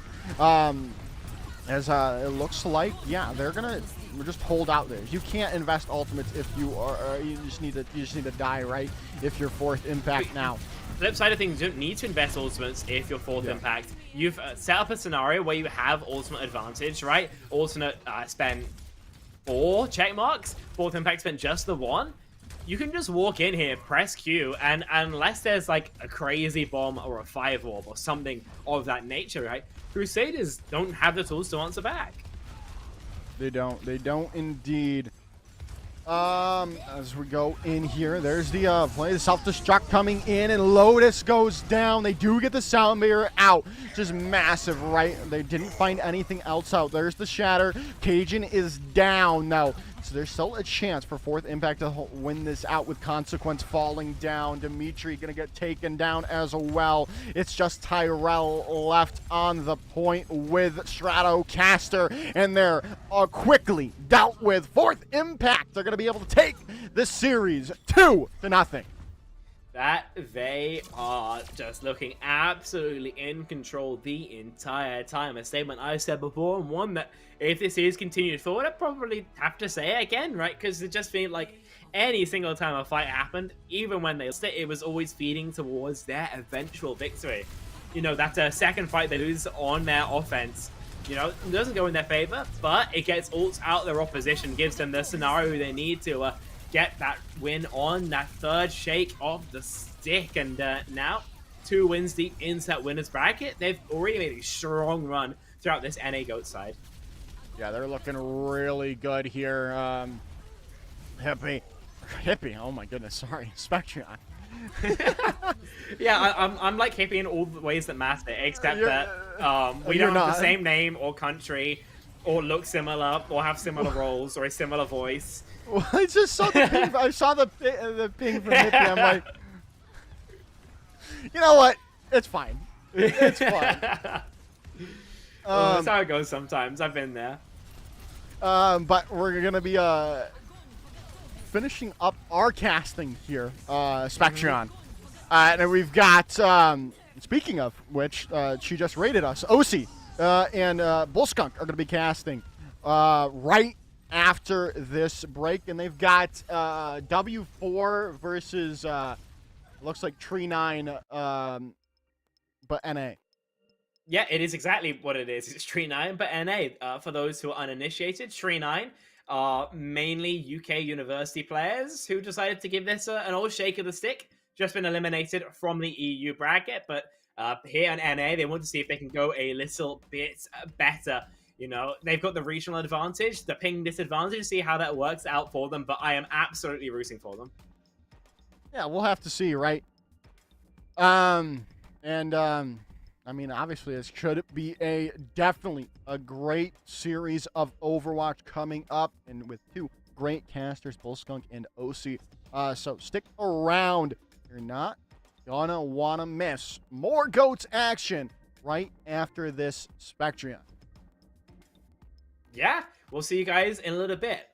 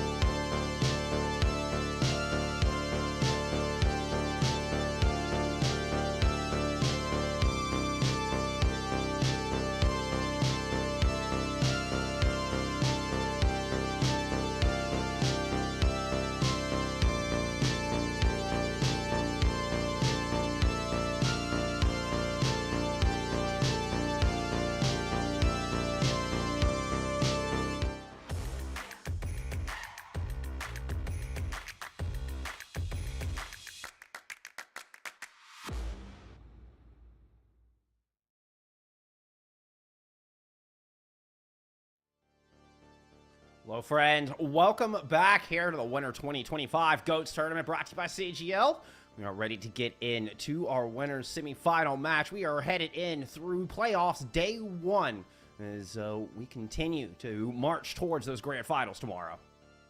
My name is Jeff, coming in here with OC. We've got some fresh faces here for you as we get ready for your third match of the day. I just love casting goats. I'm just so happy to be here. I mean, just look at the little cute goat I've got up behind me. I mean, how can you not be smiling at this tournament? That's awesome.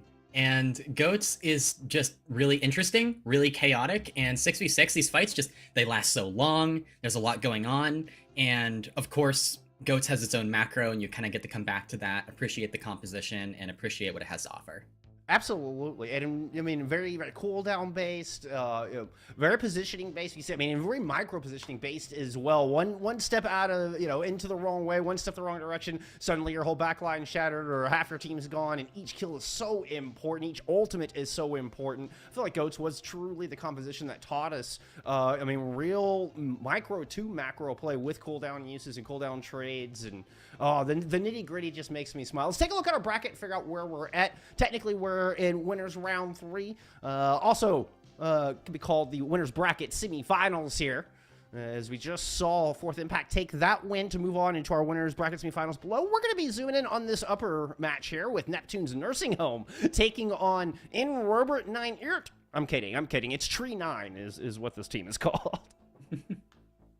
Yeah, Tree 9 and Neptune's, both pretty solid rosters, pretty stacked rosters, players that have competed at that like tier 3, tier 2 kind of level, plenty, and it's going to be interesting to see the two of them go at it. A bunch of old names. Yeah, we've got veterans from the NA scene taking on a group from UK University.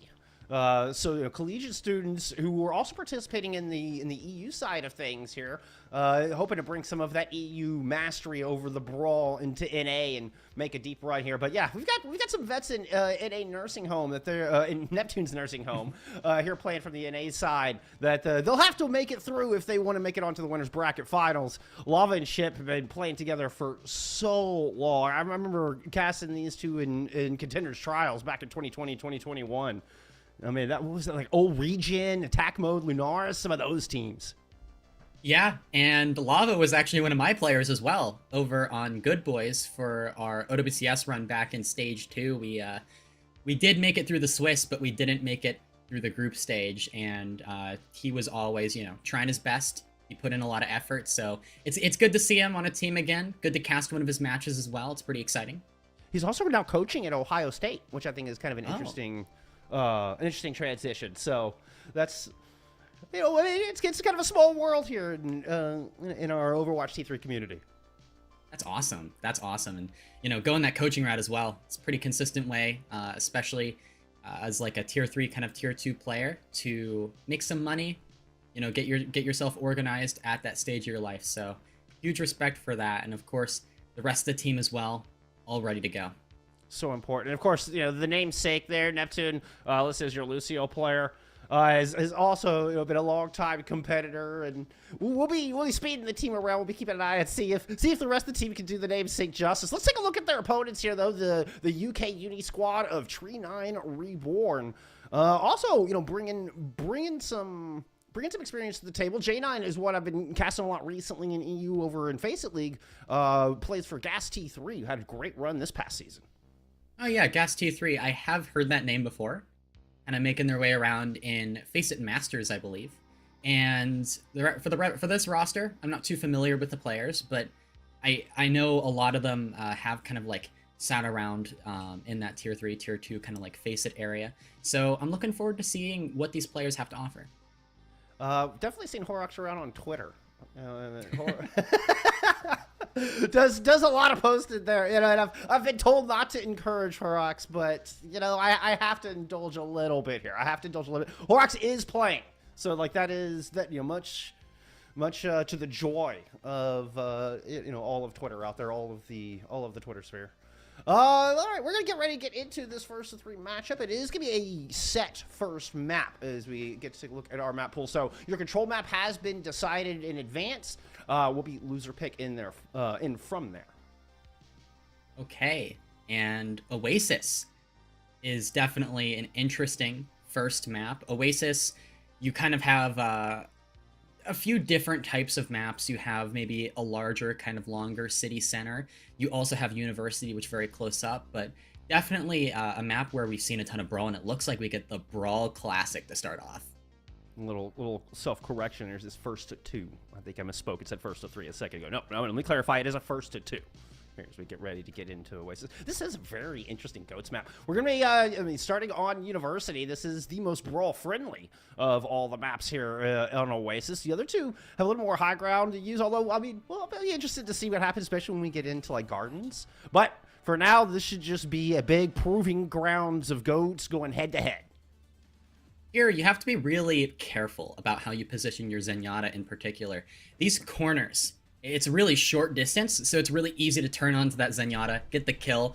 Whoever plays first almost has a bit of an advantage sometimes, but it does depend on the ultimates. So I think here, just how the Zenyatta's position is super important. So you think the team that goes fast here in this matchup, or at least on this particular sub-map, should be the one to come out on top here in this first fight? Look at both their teams just right into the middle as quick as possible. Both teams very aggressive on this early bubble usage on both sides. It was J9 trying to use it to their own, while it was the Reinhardt protected on the left. It ends up Juno that falls.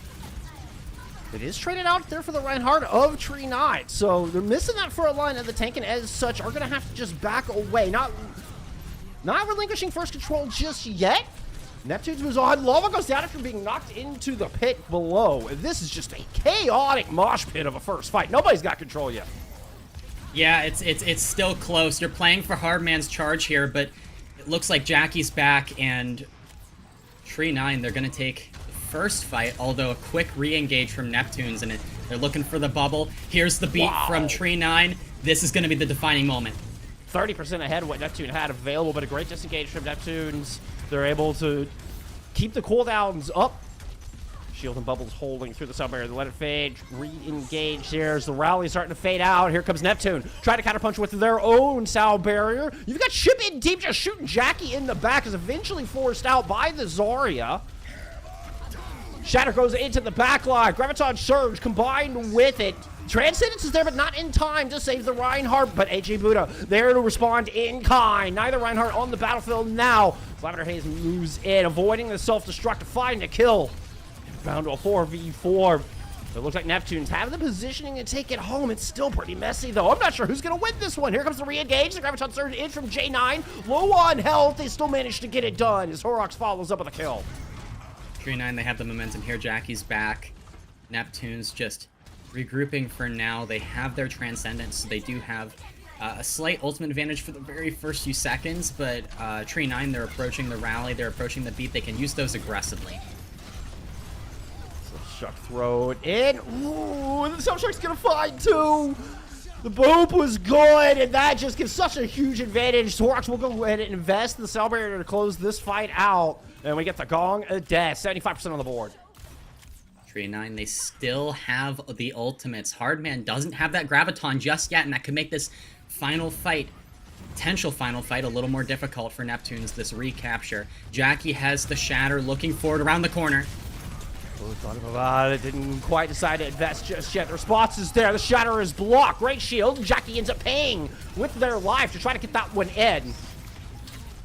Transcendence out from Jay Walker as Neptune's makes their way onto the point. Meta drops down in the pit to grab the Mega, emerges to the Graviton Surge. What a quick grab out of Hardman, taking that split-second advantage with Meta off the battlefield. Sound barrier now invested from Neptune's as well, but Ship is out of mech. Do manage to hunt down Lavender Haze. Looks like kind of got caught out on that far side. You know, those short sight lines that you were talking about here at the top of the map, and that just leveraged into a fight win from Neptune's. They'll grab control for the first time. Neptune's, they take that fight, but only barely. Now, Meta 1, stuck on point, gonna be staggered a tiny bit, but you want to capture here, so you do have to get that kill. And Horrocks now has to retreat through the left-hand side.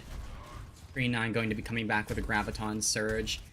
You have to be careful. Ship can't just use this Diva Bomb immediately, otherwise that allows Tree 9 to use their Graviton, so you can't go for that Shattered Diva Bomb play that teams usually like to go for in this meta. Bit of a chess match between J9 and Ship coming up. Chip playing tight on the corner. Bubbles just aggressively. As Neptune's trying to go first, and the grab just hits the wall. Can't eat it, thrown directly into that barrier. Ooh, the quick turn around the corner. Shatter found two. That's going to push J9 off the map. But the self-destructed response finds Neptune still down in this fight, and players love it in trouble. Just gets overwhelmed, backed into the corner with 99%. Trey 9, grab control. Neptunes, they don't have any ultimates. It's just going to be Ship on the point, trying to stall out for as long as possible. Discorded very, very low, but it looks like Neptunes will be able to get back. Lava's nearly to the point. Overtime is still in effect. Now we have Hardman back, close to the Graviton. There's the beat from Horrocks, and oh my goodness. What a predictive beat out of Horrocks. I mean, went before the grab and still got max value from it. Now a desperation transcendence from Jay Walker. Just to see if they can do anything, but there's nothing left. Not enough reinforcements. Great opening round here from the EU squad at Tree 9. Neptunes, they almost had the re-engage, but because of Horrocks beat, you're able to deal with the Graviton, and they did come out on top. Very, very close final fight, but it seemed like Tree 9 were just a little ahead, especially on the ult rotation this time around. I mean, from the very beginning, Horrocks had the sound barrier up so fast in that second fight. And they just kind of kept snowballing it from there. That just right out of the gate. I mean, 30% towards that first sound barrier. What a huge advantage to kick things off. Yeah, now we're on City Center. And again, goats for both sides. I don't really get to talk about compositions in a tournament like this, I suppose. Yeah. And we're going to see slightly different rotations towards the coast for Tree 9, while Neptunes take the high ground. The high ground isn't too useful, though. You can really only set up your Zen and maybe have your Lucio control the high ground, so we're going to have a bit of a stalemate to start on point. Yeah, Jay Walker even drops down and is playing low. Here's Neptunes is trying to push the advantage down into stairs. See, all three tanks kind of surrounding the stairs entrance. Jackie booped out. Bubbles, shield, everything used to keep Jackie alive through that. Neptunes should have a CD advantage if they want to try to push this, but so hard to run into that choke with all 6 players of Tree 9. Just kind of focused down to that one entrance. The angles are key. I mean, they really... Tree 9 are trying to force their way through a tiny little space there, and Lava's taking a lot of damage, but here's the beat from Horrocks to maybe turn things around. I mean, what an opening pick from Meta. Meta's able to escape out, and the beat is just going to keep Tree 9 on top as they will clean this one up. Ship low. Should get DMAC'd here directly, but picks up 2. Ship is able to trade out 2 in that. Ship just getting those late kills. The point still hasn't been captured. We're going back and forth. J9 is close to his Graviton. We also have Juno close to the rally. We're probably going to see a rally out of Neptunes in a moment here. Meta 1 dropping down on top of Juno. Juno drops the rally, though. Shadow wasn't able to get anything. Sound barrier on top of the rally. Still not enough to keep Juno alive. Juno's on the other side of the wall. Didn't get the beat. And the Graviton Surge ends up being the end of that rally as well. So 1 tank ult went out against 2 support ults there for Tree 9. Tree 9, they're approaching 2 support ultimates, while Neptunes, they only have the Transcendence. Neptunes, a similar pattern we've been kind of seeing in these fights. Always at a slight ultimate disadvantage, but here's the early Diva Bomb. Oh, no! The pin was so smart. The pin onto Harmon so that they couldn't bubble any of the 2 supports that needed it. Brilliant play. A good old aggressive pin Diva Bomb, something that simply doesn't exist in 5v5. No. It's really hard to use that Diva Bomb aggressively, but that is an option here in GOATS. I mean, sure, you'd see that in modern 6v6. So it feels very GOAT. Very GOAT's classic play there. Aggressive move here from Jackie going all the way. You've got to watch out. Oh, almost runs into traffic. Lava looked like they got moved into traffic. There's the move from Neptune. Jackie was dancing with the devil out there, playing with fate. Neptune sends it across the line. 4v2, I believe, here for Neptune's nursing home as they try to push in. Wins themselves the first fight here on City Center. Oh, but they trade out Jay Walker. That could be disastrous. Tree 9, they can actually get back here. I mean, we are still not capturing the point. Neptunes, once they start capturing... where is Horrocks going? Horrocks is just crossing the map. Hardman has the Graviton, probably going to use it here. Lavender Haze's Transcendence, the first out. Jackie down. Graviton Surge in. The grab is massive. That's just going to gobble up everybody. Great play out of Hardman. And finally, looks like Neptunes might be able to win a fight. Question mark. There's the cap. Neptunes get their capture, but that was a difficult one. 83% on the board for Tree 9. Just the rally, though, while Neptunes, for the first time in a while, we see them with a bit of an ultimate advantage. They have the resources to deal with J9's grab. They just really need to be worried about this Reinhardt versus Reinhardt duel with the Shatters. Gonna be a rally engage here out of Tree 9, coming in looking for the 2 take ults. The Shatter from the other side is good! Right through the shield of Jackie, perfectly placed. The Graviton Surge defensively here, though, and it keeps everybody from Neptunes from following up on that brilliant play out of Lava. J9 gets the better end of the trade. Was that an Ajax? I don't think it was. I didn't see the I didn't see the sound waves come out either. Yeah, I didn't see anything for Neptune. That might have been an Ajax, and that did allow the Graviton to get the value from J9, and now we just have a few contests coming through from Neptunes. Oh, that's heartbreaking there for Neptunes. They had the tools, like you did the first time they had the ult advantage. Now we're getting, I mean, Ship is able to get the remix, surprisingly. Some barrier fading here from Horrocks, but Ship is just overwhelmed, surrounded by Tree 9. And there's the yellow bar dissipating up top. The shield bash and deny a touch. Tree 9 will open up with a 1-0 lead and a win here on Oasis. That was an incredibly long first fight. And it just goes to show how easy it is to stabilize on goats and then also re-engage very quickly without actually really giving up much space, right? And I think with goats, that is kind of the key. When you're down, you need to be able to stabilize, and it's not necessarily like something like the current Hazard composition where, you know, if you're down one, you have to like run in and trade, and then the fight ends pretty quickly, right? With this, stabilizing is a much more viable option, and you'll see that in how these teams play. It is kind of the polar opposite. What a dichotomy of metas we're currently seeing with the Hazard meta, you know, with goats. Complete opposite play style. Yeah, like one is aggressive, one is almost like goats, you know, you switch between that aggression and defensive playstyle, but that defensive playstyle, it really does work.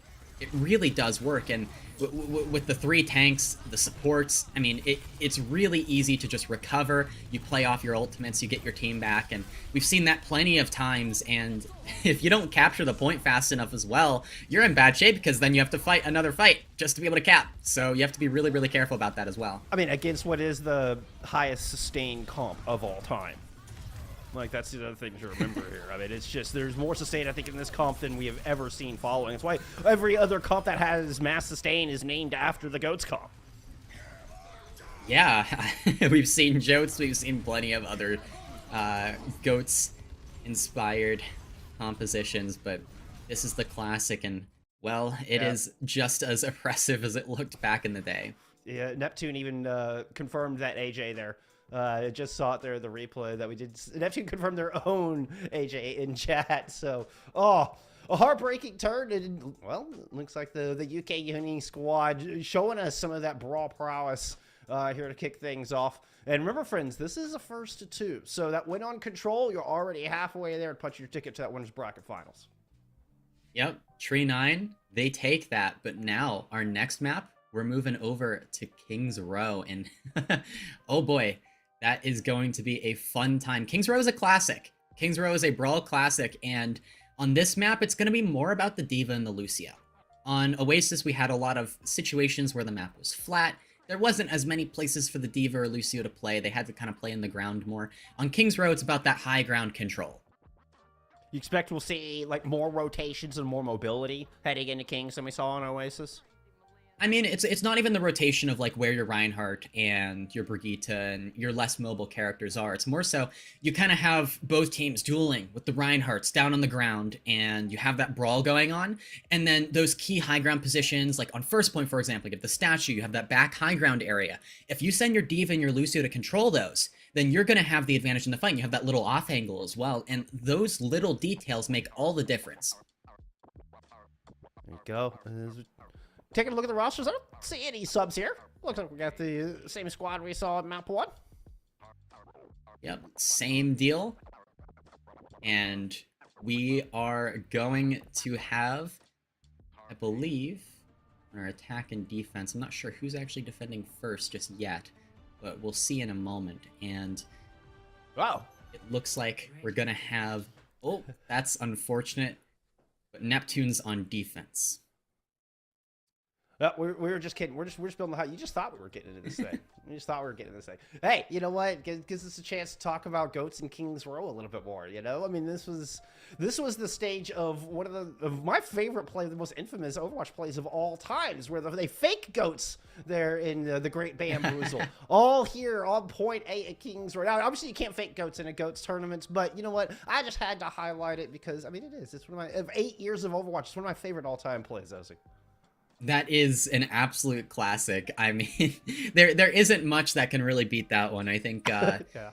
those kind of first fight strategies and things like that, pulling that off in a match, that was incredible. I don't think much beats that. And yeah, this map, like I was saying before, the high grounds are important, and you kind of get a different theme each point. Like on the first point, it's kind of a mix between that low ground brawl and the high ground kind of positioning. On second point, it's your classic corner to corner brawl. There's a large focus on just as a team, swing the corner, go in from there. You're not really going to be sending your D.Va or Lucio to other places as much. Then on the third point, the D.Va Lucio becomes absolutely critical. And you have two really, really, really important high ground positions that they're going to fight over while the rest of your team fights low ground. And whoever controls those high ground positions, they control the map. They control the game. We'll see how Neptunes wants to utilize that high ground here on their first point defense. Potentially, Yeah. I mean, it looks like, yeah, they're keeping the Lucio and the D.Va up close for now. No double shield. Yeah. No. Here you can play around the statue. You can play a little more forward, something that you wouldn't normally see, but because you have that D.Va and the flexibility of the D.Va, you can kind of play a little bit more forward. Your Reinhardt has that support, and we'll see the first statue take place around the statue, of course, and the Zarya is caught. Ooh. There's a good boop, I believe, by Neptune that put them in a difficult situation. Jackie just tries to pin in, and it's going to be a quick first fight win here for Neptune's nursing home. Yeah, a little bit of an underwhelming fight there. It felt like J9 found themselves completely out of position and was easily picked off there, so you have to be really, really careful. And that's what I was talking about before. I mean, just like one misstep, fight's over. What we use to protect Lavas, they just go swinging into the pack. Got Jackie down to about half health. Had to pick up the shield and just kind of back up to the car. Still discorded and under a lot of pressure here. Another bubble used, so Lava can close the gap. Starts swinging again down onto Jackie's Reinhardt. Finds J9 instead. The first to fall for the second fight in a row here from Tree 9. Now all attention turned on to the Brig, and that's going to be another win from the defense. Nice little stagger onto the Zenyatta as well. Lavender Haze taken out, and oh no. Oh no, an even worse stagger now, and there's only 2 minutes 40 seconds remaining, so not a ton of time. Both teams approaching all of their support ultimates, so really here it's just going to be about ultimate usage. The one advantage Neptunes do have, though, is they have their grab. They have their grab. I mean, J9 just hasn't really built it at all. So it's been the ire of Neptune's focus both fights so far. J9 playing a lot safer of this. We kind of staying far to the back. Ooh, step to the side, and Jackie gets shattered. Somebody is there out of Horrocks, and Meta eats that grab. So the grab advantage completely taken off the board. Meta evening the playing field here for Tree 9. Now self-destruct, thrown in big over the top, and the pin is good. And Jackie will take the brunt of all of that damage from the nuke. And that's going to be the end of the fight. It started off so good there for Tree 9, but they couldn't close it out. Solid 8 from Meta 1. Made up for that grab disadvantage, but still just didn't do as much as they needed. Now it's a Transcendence versus a Transcendence, but Meta 1 is isolated in this room, and oh, they're not going to give Meta 1 this remake easily. Oh no, a Shatter though. Huge Shatter. Jackie might have just delivered it. Looked like Meta was just the red herring, the distraction, the bait there on the outside, and everybody from Neptune bid on it. I did not expect a fight win to happen in that moment, but it did, and now both teams still holding on to the Transcendence. Something that's really, really important is that Buddha over on Tree 9 is very close to the rally, right? Ahead on the rally, so they can kind of open with that. Opening with the rally is one of the easiest openings. Ooh, yeah, this could get really dangerous for Neptune's nursing home. Tree 9 able to layer their ults properly. They could really make a push here for this long corner-to-corner streets phase. Right now, biding their time. They didn't pop the rallies. Still, Tree 9 slow to push through this choke. Yeah, very, very hesitant, but there's the pin bomb combo, and Lava and Juno are gone. And the two people with shields, right? Like the two people who have their own shields to protect against it. No, can't do anything against that.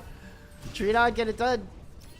Oh no, but I mean, that's perfect, and we've seen a lot of that pin combo. It's really easy to get in King's Row, because again, especially now that we're on second point, we have that corner-to-corner play, and the Zarias, there's more pressure in the Zarya now, because you're playing for that Zarya charge, you're playing for that pure pressure output, and J9 does have this grab, so a lot of pressure on Ship here to be able to eat it. Oh, Jackie just explodes. That's not good. That's not good. And this is going to allow Hardman to build up to their grab as well. That would be officially lapping J9, I believe. It's...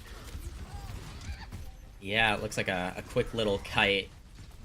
Now, the only issue is AJ Buddha doesn't have the rally, but Juno does, so Neptune's Nursing Home, they basically have 6 ults. And it was looking so dangerous, you know, about a minute and a half ago as far as the macro was concerned. Deep positioning there from Jackie. The Shatter lands onto multiple members. Transcendence out from Neptunes as well as a Sound Barrier. And still they can't get. He kills another 8 from Meta. Hardman can't land a grab to save his life. And Ship, well, returns the fair. Oh no, a gargantuan or Shatter out of Jackie as they pin it and turn the corner and just hit everyone with it. 6 ultimates? We don't care. I mean, Juno didn't end up building that the rally, sorry, but still, that was 5. That was 5 ultimates, and Tree9, they just do not care, and they're gonna stagger that diva too and still get the checkpoint. Oh, that was 5 ults from both teams, if I'm not mistaken. Yeah. That was a 10 ult fight.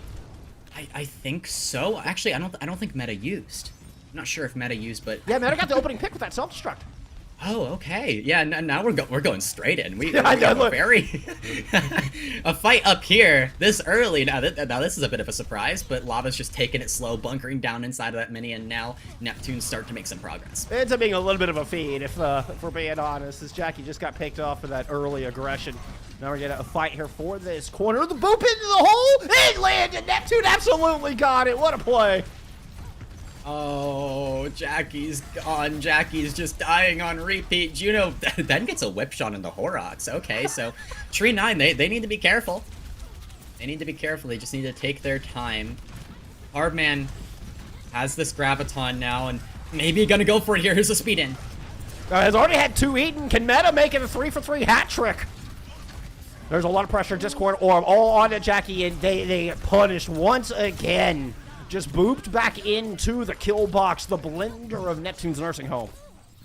I don't know. Neptune, you just used your beat right before J9 has grab. Was that necessary? Was that the play? I think that's the question we have to think about next fight. Good question. But if Hardman can get this grab, I mean, maybe. A little sneak up top. And directly above. There's a spinner around, trying to drop in. Oh, and the self-destruct is in. Huge play onto the back line. The grab did land from J9.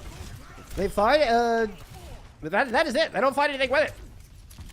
Wow, okay, the the boop Neptune coming from behind into the Diva Bomb. That was awesome to watch. Only maybe 2 more fights left for Tree9 to try and approach this, and Hardman's still holding onto the grab. It'll probably be a grab traded for Horrocks beat, and then after that, you still have Lavender Haze with Transcendence, so you have a lot to work with. Self-destruct thrown in, looking for the shield back. AJ Buddha doesn't find it. Grab actually lands for Hardman this time, but there's that Transcendence on Lavender Haze. The push right off the map as Lava sends Jackie out of the pit and lands another enormous Earth Shatter to stabilize here for Neptune's Nursing Home. Less than a minute remaining. Neptune's Nursing Home, they have a good hold here. They have a solid hold now. Tree9, they have Rally. Neptune needs to build this beat as fast as possible. It's a race to build the beat. That's the only ultimate they have. I think Neptune's, it looks like they're going to play this fight really slowly. Yeah, as you were saying, I was noticing the same thing. They were backing up and they just re-engage and get an immediate kill on the Jackie. This strategy from Neptune's, they've turned all their attention to focusing Jackie in the beginning of every fight, and it's working out brilliantly. I fell for that bait as well, I'm going to be completely honest. I did not think they were going to go for the re-engage there, but they did. Now that's the Rally out of the game, and Neptune has the beat. It looks like they just want to set the pace with this. Now you've got 98%. Oh! Shatter is going to find Hardman and Ship.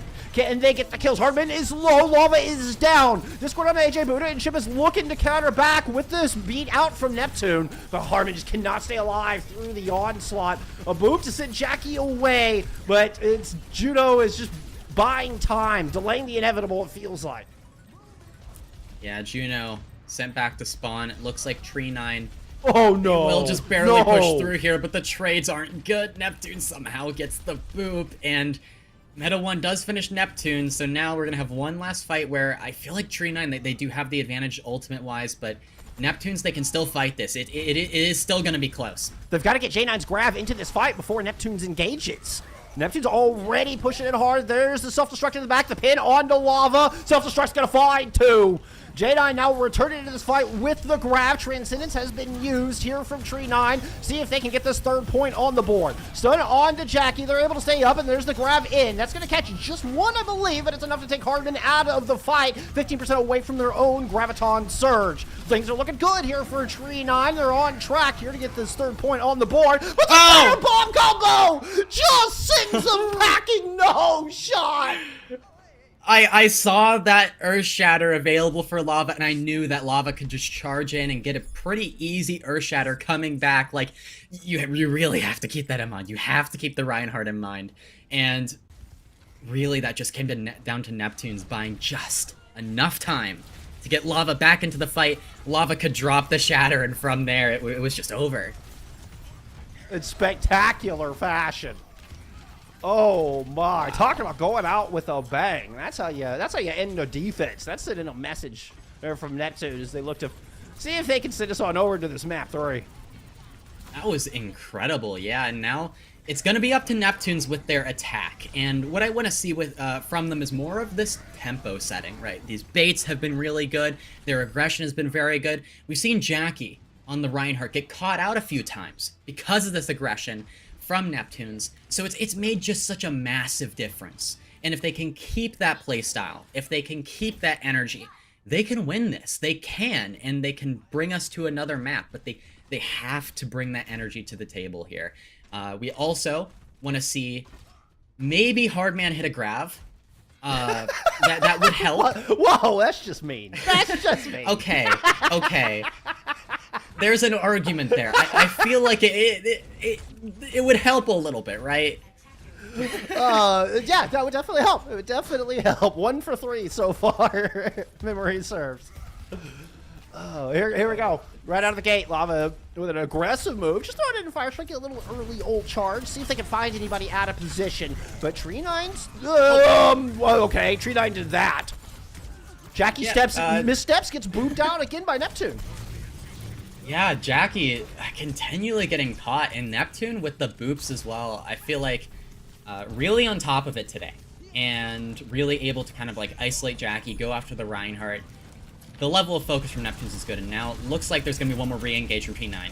Oh my goodness, Jackie just ate so much damage before they even got to touch point. Now they're going to try to pin off, but it's too late. They don't even prevent the cap, and you put yourself in a world of hurt. Now unable to defend this archway, maybe even bookstore. They're giving him so much space because of that risky reattempt on the retake.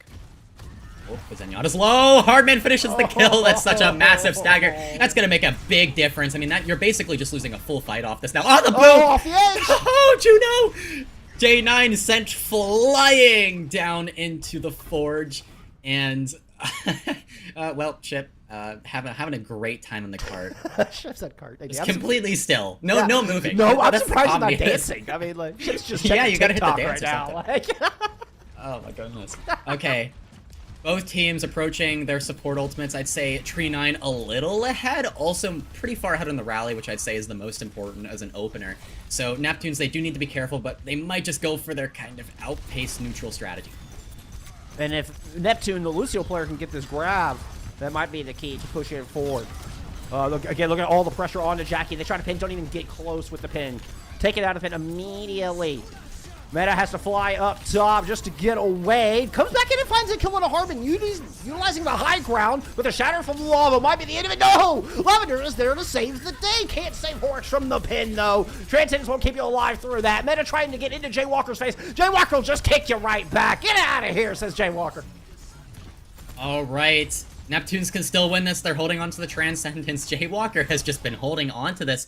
And honestly, that's a good thing. That's a good thing. Very, very trusting of Neptunes, of Neptune in particular, for actually getting that beat off at the right timing. You saw that Jaywalker just holding on to it. Good ult usage, super important.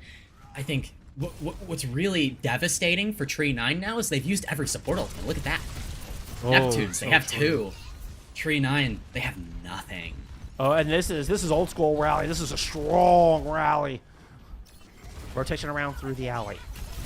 Looking to get aggressive, see if they can kind of flip this map a little bit. Tree 9 makes the read, but they're still just trying to hold this corner. Okay, they're going to go ahead and disengage back. Graviton Surge in from J9 with the self-destruct in the back. Hardman, the only one not protected by the Shield of Lava. Still a chance for Neptunes to win out this 5v6. They're going to invest their own self-destruct, but it's in an awkward spot there above the subway. Still, the Shatter is completely... Was that interrupted? I don't think the Shatter even landed.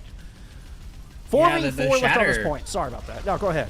The Shatter just completely missed it. Don't worry about it. And it looks like the charge from Lava wasn't even able to kill Horrocks there. That was interesting. And one by one, Neptunes fall, and it looks like, oh, it might just be a Diva stagger too. I feel bad for Ship, but Ship will be stuck, and that's going to be another fight off the board. 2 minutes, 50 seconds remaining. That's like 3 or 4 fights maximum, so and not a ton got all of their time support left. ults in that time as well. Like, they're able to get the rally up in that fight. Now they're coming back with Transcendence and Sound Barrier here to hold the bookstore. Yeah, and Ship also kind of got out as Baby Diva. That's really funny. How did that happen? Wait, good catch. How did that happen? A gravel landed here from Hardman. Is a follow-up there? You betcha it is. J-Dot goes down. Jackie lucky to stay alive through the grace of Lavender Haze's Transcendence, but still is discorded and under a lot of pressures. Now watching a spawn timer. 2 tanks off the board. Neptunes rounding the final corner here to cap point B's. That will demech Meta 1. What is with Neptunes and winning fights where they use no support ultimates, but Tree somehow use 2? That is a really, really important fight win. And then, of course, now Neptunes, they can kind of utilize the support ultimates to out-sustain, and here we're going to see both Lucias now begin to duel on top of the high ground. Ooh, looks like Neptune got the better boop. That Discord was on Horrocks as well. And Jaywalker tried to help out with that endeavor. Self-destruct, throw it in the back. Shatter tried to couple with it. The kills come through without really either of the ultimates. I guess Jackie themselves did get shattered, but otherwise it's just your supports for Neptunes lighting up the feed. That's just a rally for a fight win. I suppose it is also the Shatter as well, yeah. But you didn't have to use the beat, you didn't have to use the Transcendence. Support ultimate-wise, super, super economical for Neptunes, and they're trying to shove this. Here's the aggressive beat from Tree 9. The engage, beats traded. Yeah, Neptune had the answer. And they're just holding court. They're not backing up, not disengaging the police quarter just yet. And with that kill on the Jackie, I expect they're going to get even more aggressive. Ride this momentum and see if they can cap this map. Self-destruct now thrown in, but there's no Reinhardt there. Still Hardman finds himself without a bubble and vulnerable to the explosion. Dueling Transcendence about to fade. Lava trying to batter down one of the supports. Ends him surrounded. Stays in too long to try to find those kills and gets punished. Tree 9 continue to hold on. Neptunes have 2 minutes to take one more fight. That's all they need. That's all they need to advance. J9 has the grab. Hardman is approaching the grab. It is a battle of Graviton Surges and, of course, the shatters from each Reinhardt. So you have to watch that shield health. Left the corner. Jackie disengaging from this, playing some bit of space away from the corner. Like, guys anticipating the Graviton Surge. Tries to return with the Shatter. I think that did actually find one on the left-hand side. Bubbles used to try to keep Lava alive. Still low. Graviton invested here from a hard minute, and the Reinhardts are going to get traded out. Horrocks getting the kill on the Lava. I'm guessing into that pit. Reinhardtless, here comes Neptunes to try to pursue using a rally and build up the rest of Neptune's Sound Barrier. Sound Barrier up top there from a Horrocks. Neptune got stunned. Oh, that was dangerous. That was dangerous. Self-destruct now into the back. J9 just gobbles that up. Little extra charge there for the Zarya. Neptune responds. Sound Barrier engage here from Neptune to try to push this all the way home. Hardman's going to find Meta despite the Transcendence being up. Now Discord thrown onto Jackie and the Shatter lands. Horrocks manages to kill Ship through all this. Actually, trades going back and forth, but Lava will put 2 on the board. J9 is 1. J9 is gone. Oh, Lava's fallen. He's gone. And now we have Meta 1 coming back. There's the boot from Neptune, and that'll finish it out. We're going to a map 3. Horrocks gave us that little sliver of hope there, booping Lava down into the underworld. I don't know that I've ever seen so many environmentals on a map of Kings Row. That was wild. What a fun map. That was incredible. And also, I just want to point this out because that last fight was pretty chaotic, but something weird happened. A Graviton disappeared. Oh, did it go down the infamous gap? It may have gone down the gap. I'm not sure. I heard a Graviton be used, and I did not see a Graviton on my screen. So I have no idea where it went. It wasn't eaten, but it did go somewhere. It went on an adventure. We're not sure exactly where, but yeah, that was interesting. I assume anybody here knows the infamous gap because you're watching a GOATS tournament, but in case you don't, there is a small little spot from the attacker's point of view as you're approaching the back of point C, just outside of the mini health pack room there, just to the right of your screen here on your screen at the moment. There's a tiny little gap there, and then Graviton surges and blizzards and things of that nature will fall through the map. Yeah, and that must have been what happened there. Some insane. It's the only explanation. Yeah. Yeah, ultimate whiffs, but I just have no idea what happened. But either way, we're going on to a map 3, and I'm very, very impressed. I'm very impressed with Neptunes. I feel like they've been able to up the pace. They've been able to overwhelm Jackie as well on the Reinhardt. I feel like that's been a key. And like some fights, you'll see the Discord Orb go onto Jackie. Jackie takes half of the HP, and then Neptunes just W key. They just hit the W key once the opposing Reinhardt is low. And there's not really much you can do once you lose that momentum, except for like if you can stabilize with an ult, it's possible, but it's still super, super difficult. And I feel like Neptune's is doing a really good job of waiting out the bubble as well, like recognizing the bubble engage. It was trying to, we were seeing Tree 9 aggressively bubble Jackie to try to push in. They just wait that out, and then there's nothing to cleanse the Discord, and then all pressure comes in. So it's really good aggression, but really well timed as well. I mean, doing a good job of it's not just full W key, like they're waiting for those perfect moments, like you're talking about, to counter punch. And yeah, I mean, we're all knotted up here in this first of 2 as we get ready to head to assault. Yeah, there's something I haven't said in a long time. We're going to Volskaya. Oh my goodness. The memories of this map, the kill boxes, the areas, and second point, whatever second point is. Let's hope we get a 5-minute like second point fight, contest fight. That's always fun, right? That's always fun. We could also get like a nice 6-6 assault. Those are always fun when there's just like 0 defense. Of course. That's the most fun, right? When neither team knows how to defend, they're completely lost, and it gets to the point where both teams are like, "Oh, let's just cap both again, real quick," and then. Well, with assault, like there's such a advantage if you one and done point A on the attacking team. You have such an ult advantage going in that it's the notorious assault snowball to where you can just roll it right into a second cap, and there's really not much the defenders could do because they're just not caught up in the macro enough.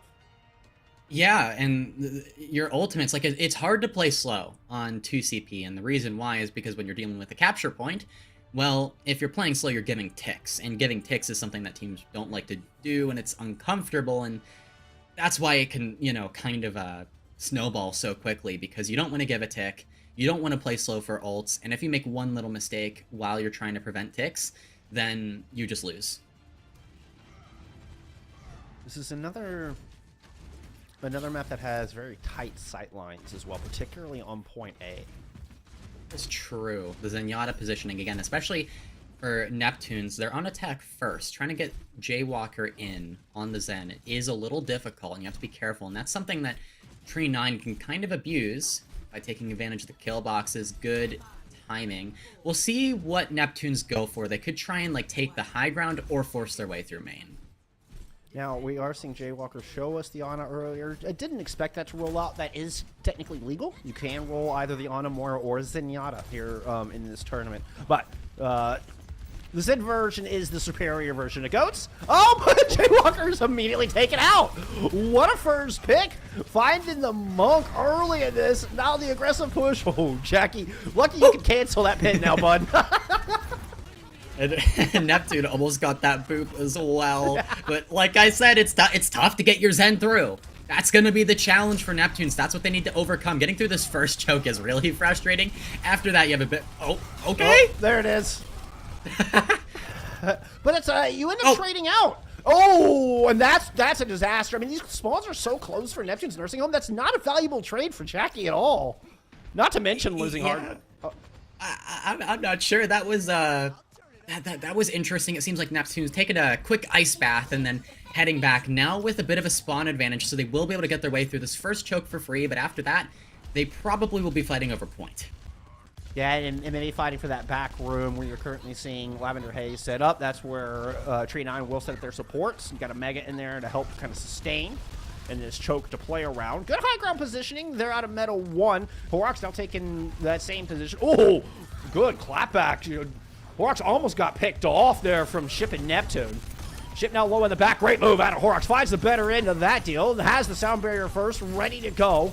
You see the Discord Orb there on the front line of Lava. Gets cleansed by the bubble, and Jackie goes down. So Sound Barrier invested here from Horrocks to try to see if they can stabilize in this 5v5. Looking to melt through Lava. Can't quite get it. Ship ends up way into enemy territory. The Transcendence has to be used from Jay Walker to keep them alive as they take this battle into the Mega Room. Lavender Haze drops their own Transcendence, and Tree 9 kind of force Neptune's back a little bit, but they're not able to get any kills with them. They do have enough time for the Reinhardt to get back into the fight, but the Graviton Surge is enormous. Hardman's got everybody with that one, and even a late Sound Barrier from Neptune here to close that out. I don't know they needed that.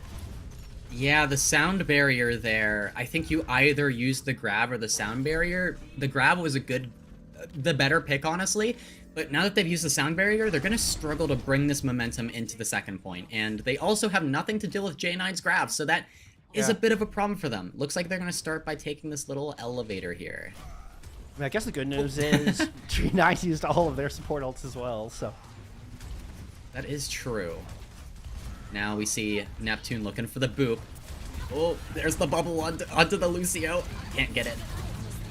The Ship eats J9's grab this time. So one defensive tool off the battlefield, and Hardman just goes into the back of Jackie. Gets pinned! 180 pin sends Hardman into the ocean. No way. Neptune, though. I mean, Neptune's like, hey, that looks like fun. I got to get in on that. Yeah, Neptune does get a little boop at the end there, but Tree 9, they come out on top. The grab was eaten, though, so that's solid from Ship. That might have been the first grab eat from Ship, actually, this match, which is good to see, right? Building up a little bit of charge. Both Zarya's taking their time. As the attacking team, that's what you're kind of focused on first. You're focused on building that charge, and then you can kind of look to play more aggressively, especially in fights like this where you don't have as many ultimates to start out with. Early high ground position. Looking for when Lava drop. Okay, Lava is down low, playing on that corner. Nice move from Hardman to jump up, grab this high ground, put him in a very dangerous spot. Meta knows it. Tried to go displacement a little bit. Soundbarrier even used in that vein. Lava throwing down the shatter. Jackie gets the return. Believe Judo might have not called that. Okay, no, they're going to fall either way, whether they're caught in the Earth Shatter or not. Transcendence used late here from Lavender Haze. Defense holds. 3-9. They hold on, but they've used everything. They have nothing at all. They have 0 support ultimates against, well, 3 from Neptune's. But they still have the defender's advantage. This is one of those cases we talked about before where you have to play slowly. You have to play carefully, but it looks like they're playing kind of up to start, which is interesting. Maybe trying to force an ult out just to take that early high ground. Well, these cooldowns. Don't get much out. They just have to drop back to the point and kind of scrambling for cover. Meta 1 has to go all the way back. Is not in this fight to eat this Graviton Surge out of Hardman. Sound Barrier from Neptune as well, and 2 kills on the board here for Neptune's nursing home. J9 sub 100 health force all the way back. Lavender Haze picked off. That's 1 tick on the board. Here comes Meta from the high ground to try to contest. As second tick is inevitable. There it is. I don't see anything from Tree 9 to try to contest. They have no ults to work with. Horrocks goes down. Transcendence is used from Jay Walker. You do still have Meta 1 hanging around, trying to buy a little bit of time. J9's gotten charged up, might be able to melt through some health bars, but they can't make it through this corner. The Graviton Surge catches just Lava. We're on the outside. Jackie and Meta go down. Self-destruct over the top will get the half. $144 remains. Tree 9, they almost held on there, but it's just a numbers game. It's just a numbers game. You cannot beat that amount of pressure. That's a Graviton. It's 3 support ultimates. it's too much to deal with. And when you have absolutely nothing to slow that down, you're just stuck trying to contest and survive as long as possible, just trying to build anything. And Trina just couldn't. And they spent so much in the previous fight. They put themselves in such a hole, spending all of their support ults the fight before. I mean, that honestly probably did good just to eat as much time off the clock as they did. Yeah, at least their HUD was decent. It is reasonable, it is beatable, but it is also a challenge. Capturing that second point isn't easy by any means. It was kind of almost given to Neptunes in that case with a fight that should have been really unlosable, and, well, they didn't lose. So now I'm not sure if Tree9 will even be given the same opportunity, right? Neptunes, they'd have to make a major mistake, much like Tree9 did. So Tree9's attack here, there's a lot of pressure. They might have to play even better than Neptunes did because they can't just rely on a mistake. 100%. I mean, they get maybe try to force a mistake or force Neptunes get uncomfortable, but that is so much easier said than done. Neptunes have been so solid from King's Row on after dropping Oasis. Very, very consistent for sure. Approach up from the right-hand side here from Tree9. Are they going to go all the way right? This is a classic pathing here from Volskaya. They tried to go into that small room, they just get destroyed, just eaten alive. The rotation was too slow, it's not clean. Picked apart here from the Neptunes. Yeah, that was a forced rotation, and now the Ice Bath of Shame from Meta 1, you see? Neptune trying to boop it, trying to get a little extra ult charge, but didn't get to do that. So now, I think just for Neptunes, that was an easy punish for them. Tree9, they need to find a way to rotate in after they've gotten some cooldowns out. You can't just force it immediately. It's going to be too difficult.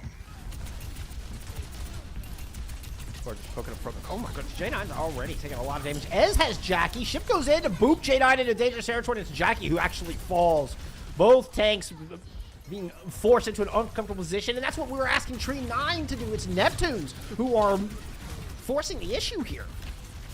Neptunes, yeah, and also you saw the angle there from Ship, the D.Va angle. It doesn't look super impactful because there's a lot going on, but it really was. And it did make a major difference. You have to mark the D.Va on that angle. You have to pressure that.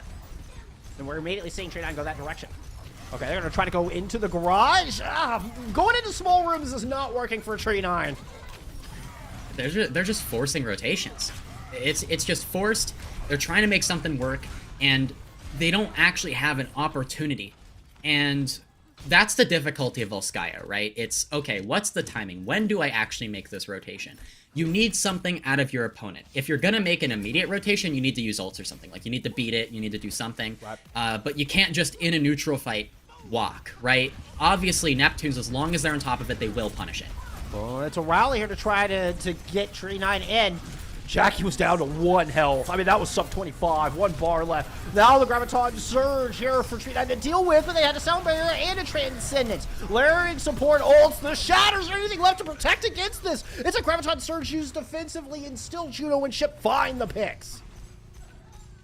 Now, Tree9 gonna fall in one by one. The Lucio and the Zenyatta on point. Juno gets that final kill onto Lavender Haze. 1 minute and 30 seconds remaining. 2 good fights left for Tree9, and they've used most of their resources. They do have a D.Va bomb, though, and they could use that as a way to get themselves through this choke, right? You use it, you pin in, you look for some displacement. It's doable. Let's see where Meta chooses to throw this one. Meta has been spectacular with these. All right, it's going to be back right. Do we get the pin? No, nobody is caught out from it. Jaywalker does have to Transcendence to survive through the self-destruct, but here come the kills the other direction. Neptunes just pushes right on out past the choke, confidently taking this fight once again. The D.Va bomb is thrown, but Neptunes, they decide to set the pace, and they also get a slight stagger in Meta 1. 1 fight remaining now, and Tree9, they need to find something. It all comes down to Jackie with the Shatter. This Shatter is incredibly important, has to hit it. I've seen an Earth Shatter in this exact situation start a reverse sweep. Can Jackie put up a legendary hit here? So much damage coming their direction. No shot to even use it. Oh no. Good news is it was fast. Yeah, it's still technically possible to get in. Horrocks trying to back away. Getting closer and closer to this beat. You could be in and like get in contest. Maybe Horrocks will have to go to point as well. You might have to send your Lucio or your Diva, someone to get there. There it is. 3 seconds since Horrocks had a clean line. They do. Overtime has been initiated. Shatter into the grab again. Just trying to hold off this, but there's just no stopping the Neptune's nursing home. There we go. Neptune's nursing home. They take this match 2-1. This one really went all the way. And it was close. We saw Neptune's, they kind of adapted. They really adapted from that first map, and they improved. And on Volskaya, I think really they were able to show their superiority with the macro and the rotations, and they were just more disciplined. Knew when to get aggressive, when to hold them and when to fold them. I think it's kind of what I was going for there. Let's just sum it up that way. Take a look back at our replays from this fantastic 3-map series. And remember, this first map very much went in Tree9's favor, looking extremely dominant to kick things off on Oasis. 2-0'd this one, and it wasn't particularly close. Yeah, it really was. Tree9, they played it well. I think they were more comfortable in these maps where they had more room to work with, but King's Row and Volskaya, I think especially Volskaya made this much, much worse. But, you know, the corner-to-corner play gets more important. That macro gets more important. Volskaya was super tough for them. King's Row was obviously close, but I do think that made a difference. And also, again, just the learning that we saw from Neptunes. I think slowly they figured out how they wanted to play. They were in overtime for Tree9's push, and you think they're gonna get it, and you get the huge stop out the other direction. That was such clutch play. The 4K bomb out of ship. I mean, that was remnants of Poco bombs for sure coming out from ship. Displayed it to the UK squad. Oh my, that was the turning point for me. That clutch hold on the back of Kings. Yeah, and slowly we saw more focus on the Reinhardt, more focus on Jackie. And I think that also kind of came from Jaywalker on the Zenyatta. I think the Discord focus, and then also understanding, okay, who are we shooting? Who are we shooting start a fight? And they realized that Jackie might be a bit of a weak point. Jackie would sometimes walk a little early, walk without a reason to walk, and taking advantage of those situations allowed Neptunes to come out on top. Punishing that aggression, recognizing that's the slight missteps, and also Neptunes has probably the cutest logo in the tournament. There you go, dubs all around here from Neptune's nursing home. They will move on into your winners bracket final. Let's see, they were awaiting the winner of 4th Impact, and let me do a quick refresh on a bracket. Let's see who they got. They're still waiting on the winner of 4th Impact and Shikigami. They're in the winners bracket final. That is going to be a good match for sure. And we'll see what happens there. Yep, I think we're going to take a trip down to the lower bracket. Before we do that, we're going to take a quick little break, get set up. But don't go anywhere. We'll have more of your CGL GOATS tournament when we return.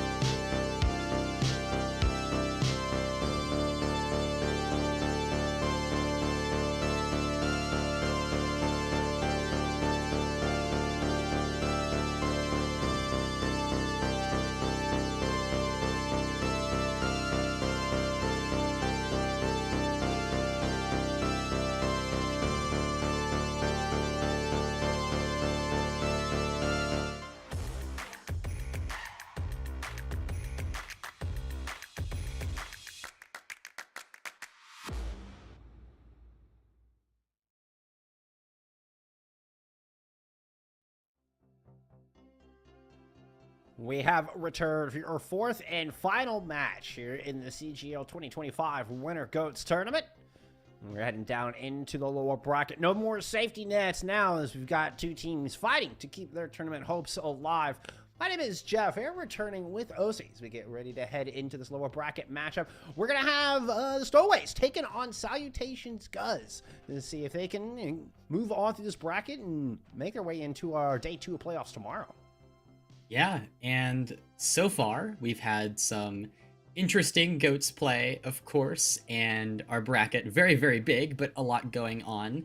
In our previous match, we did see Tree 9 taken down by Neptune's nursing home. They are moving on in the upper bracket, and now we're on the lower bracket, and we're taking a look at a match that, you know, although we're down there, although you don't have that safety net before, like you said, it's still really, really important. There's a lot of pressure on the teams here.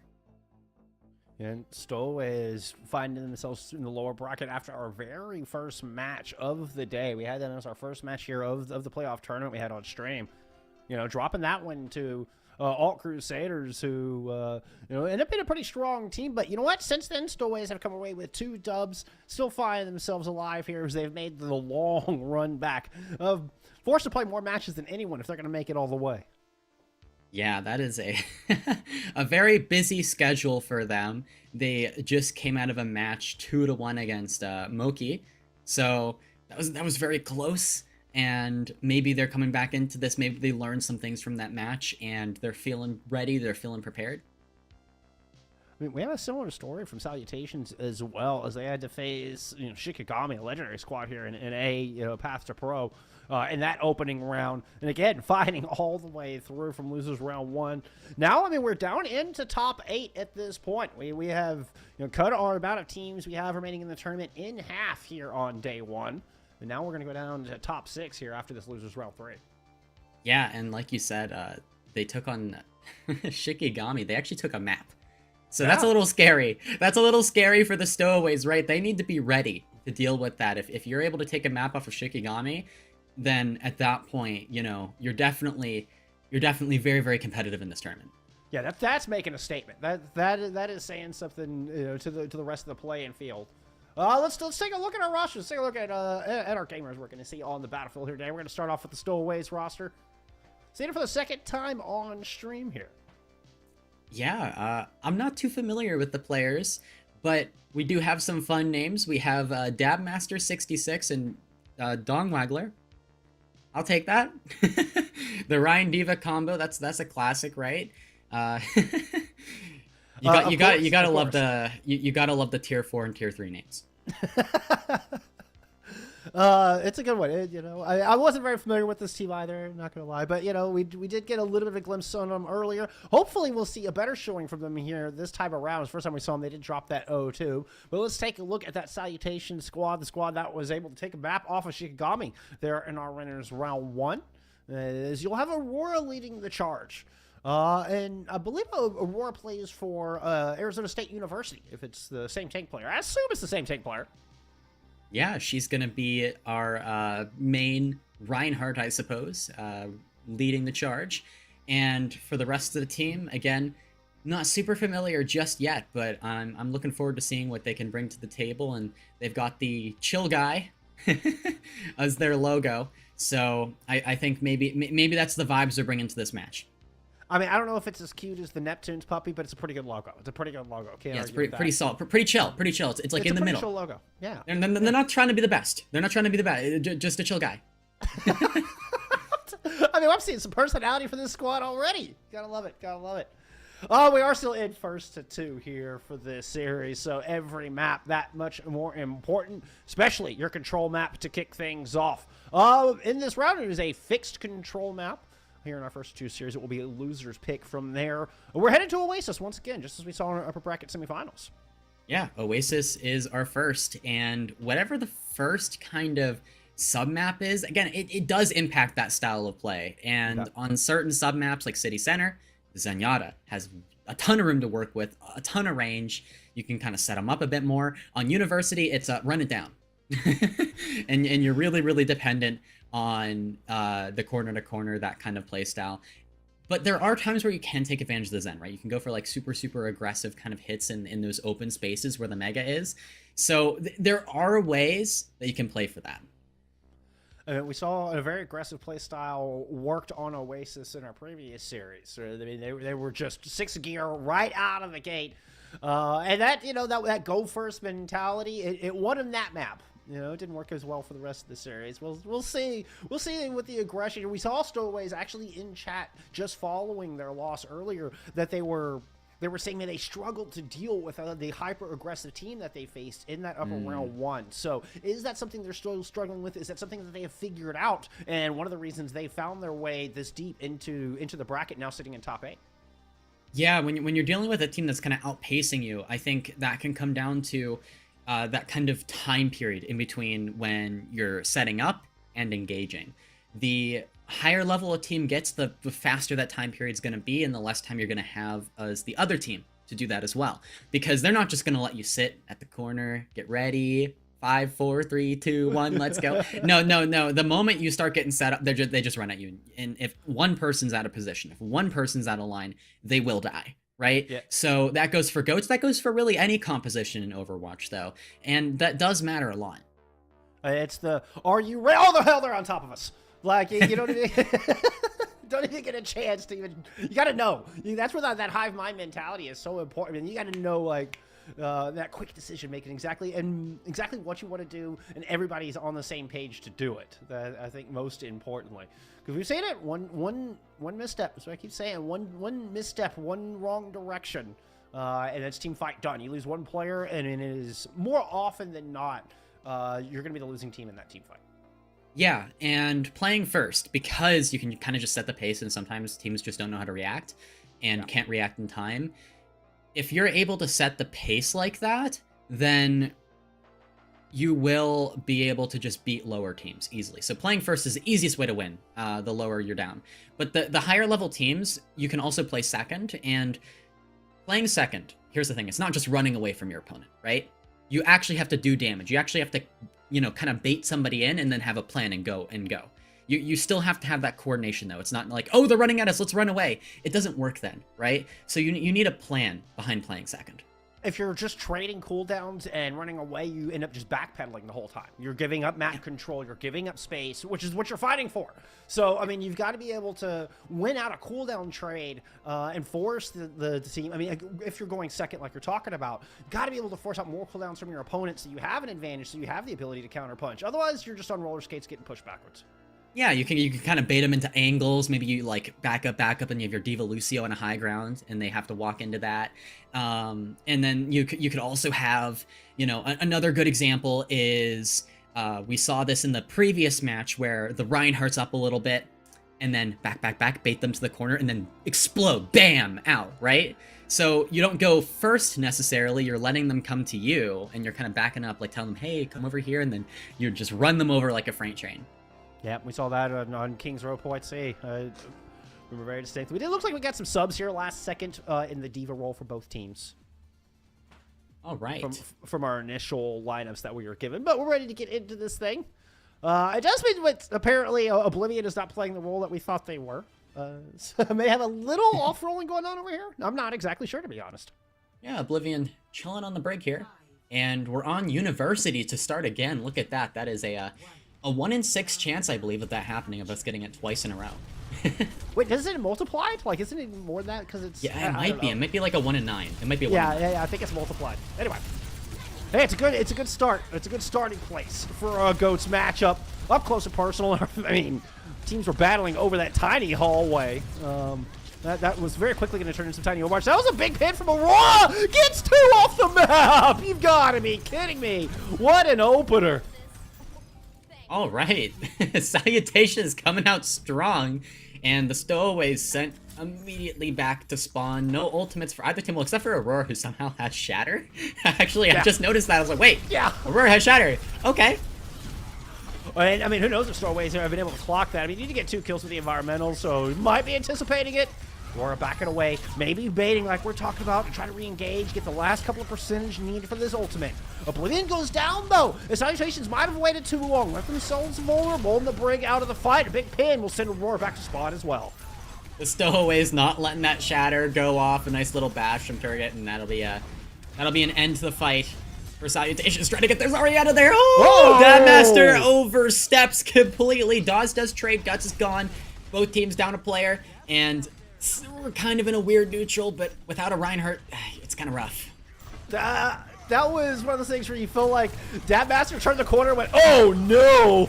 Aurora Shatter blocked by the bubble and just immediately deleted. That one was a bit ambitious. You do find a D-Mech through that. Stowaways trying to take advantage, maybe get some value out of the sound barrier they invested in. Then a quick disengage from Salutations, get their Reinhardt back in this fight. Okay, here's the grab from Guts, looking for a Transcendence to counter this. Very chill. Just playing it slow, no worries. Aurora taking quite a lot of damage. Dadmaster has the Shatter here, might use it on top of the grab. The Transcendence to deal with his other grab. Look good for it, you can see it. There it is! Everybody's down! That was enormous, and even with all the health from 3 support ults, Spec still just gets pounded into dust. Ground up. Now with a +2, Dadmaster pitted forward, doesn't make the same mistake. Ooh, good call, they catch water on the outside. Water jump scare. That was interesting. Okay, here's the D.Va bomb. We're now in the back line. Water is everywhere at once, but no stagger there. Just gonna get the kill real quick. That's okay. Aurora has the Shatter now. Oblivion might need to get out of here. Here's the Shatter from Aurora. It finds a few. Yeah, got at least 2. Dadmaster low, trying to back away, but good use of the defense matrix and the bubble to get them out. Salutations kind of have to slow their roll here for a moment. I think they're trying to get the rest of this Graviton surge. They're going to go ahead and move in. See that big beam from Guts, pouring a bunch of damage. Transcendence, Sound Barrier, both invested from the Stowaways to survive that grab. Guts is low, Aurora is low, Water is low. We have a rally invested in, got Guts topped up, and everybody else still looking dangerous. The Transcendence is late to save Aurora on this point, but you do find a trade on the target. You've got... The D.Va is in deep, trying to follow up on the grab. The Shatter thrown in on top of it. Multiple tankles, invested from Stowaways to try to close out this 99 fight, but they're bleeding out reinforcements. Salutations, they held on there. They stabilized really effectively. The backline seemed unkillable. Kylo and Spec holding on. And that fight also allows Spec to build another beat. You have that beat available. That's really useful. The Stowaways don't really have anything that they have to play for this rally. They might just take a dry fight here. We'll see. Okay, that's if Stowaways given the opportunity to. Oh, no dry fight needed when you get the perfect pin and find 3 with the self-destruct. Yeah, that'll do it. The Stowaways sent back, and they haven't gained any ult charge at all, so they're still in kind of a rough position. Spec. I think the best part about that play from Salutations is they're able to hold on to Spec's beat, and that gives you a resource here for this next fight. Salutations comfortably holding here with 55% on the board. We're looking for a spot to use this Shatter. Stowaways are, in fact, playing slow. They're working up towards that Transcendence as they make a move into the hallway. I think they found a vulnerable Kylo, but oh my, Aurora found 4 with that Shatter. Turret still low in the back. The Sound Barrier saves them at 1 health. Allows Turret to get up towards this rally. They're going to have to do it without the Dog Waggler. As Stowaways are now down to players. They try to pit in the bubble and protect Dadmaster, but I mean, that is just a dangerous hole. You put yourself into a corner. And, well, you know, Baby got put into a corner this time around. Graviton Surge now invested in here from Guts. See if they can finalize this fight. We're approaching a 99-99 fight with Kylo throwing in a Transcendence, and they're able to push Stowaways away. Oh, Chasey's so close to the Graviton. You have to play for this. Drops it down. Gets a few, but can you finish the kills? Dong Waggler gets Oblivion. It's close. Here's the bubble onto Dong Waggler. Still trying to live. There's the Shatter. You get the bomb. The remake is there. Oh, no. Bubbles and shields abound. You just can't get anything. There were too many cooldowns available still here for Salutations, and they're able to hang on, albeit barely. That was a 199 submap. It sure was. And it was a 100 swing too. Yeah, that was very, very close. Both teams put up a good fight. We might have another close match on our hands. I mean, if that round on University is an indication, I would certainly not be surprised to see Assault once again. That opener, Aurora just right out of the way. That was how we started this series. Was with a double environmental. The monstrous Earth Shatter there. Yeah, we seem to have two Reinhardts who also struggle to block shatters. Hey, you know what? That's fun to watch. That makes it for a very exciting match. That's true. That's true. And now we got the second same sub map as the second one. What's the probability? I don't know what the odds are on that one. That's an interesting one for sure. But this is longer, and like I said at the start, Zenyatta's more important here. You're playing for your Zen's LOS. Look at this rotation, trying to cut that LOS of Kylo. All the attention was poured onto Aurora. They're not able to find entrance into the backline. You did get a Waggler up on the top of that center pillar. Trying to open up some sight lines down into those supports, but does eventually get pushed off by Water. Reinhardt's getting a little aggressive here onto each other as Stowaways are continuing to push this pressure. Water finds themselves in the backline. Dabmaster finds themselves in spawn. That crossfire with Water up top proving very valuable, as you can see their assists on both of those opening picks. Yeah, Water's just sitting on top of point, rent-free. They are very, very chill up there. There's a chill guy on top of the center pillar, you know? Exactly. Like, nobody cares. Like, I just see Water just, like, farming the backline. And the Stowaways, like, and I see Dongwackler just stare at Water, but not fly up there. Just no. I feel like Water had one hand in the pocket and one hand on the mouse, you know, was he kind of in that pose? Yeah. Pins countering each other, putting both Reinhardts on their butt momentarily. It does allow an opportunity for Dabmaster to get a Discord, though. Sound barrier used to keep Dabmaster alive through this. Spec responds. We're going to counter punch out of Salutations, but they lose Oblivion in the process, who was mid-rally. Still a little bit of overheals are here. The Shatter is down, but the Transcendence is good from Dawes. So no fatalities on the back of that. Turget invested a rally through this for the Stowaways as well. Once that heals is faded, though, Salutations still just swinging through the pack.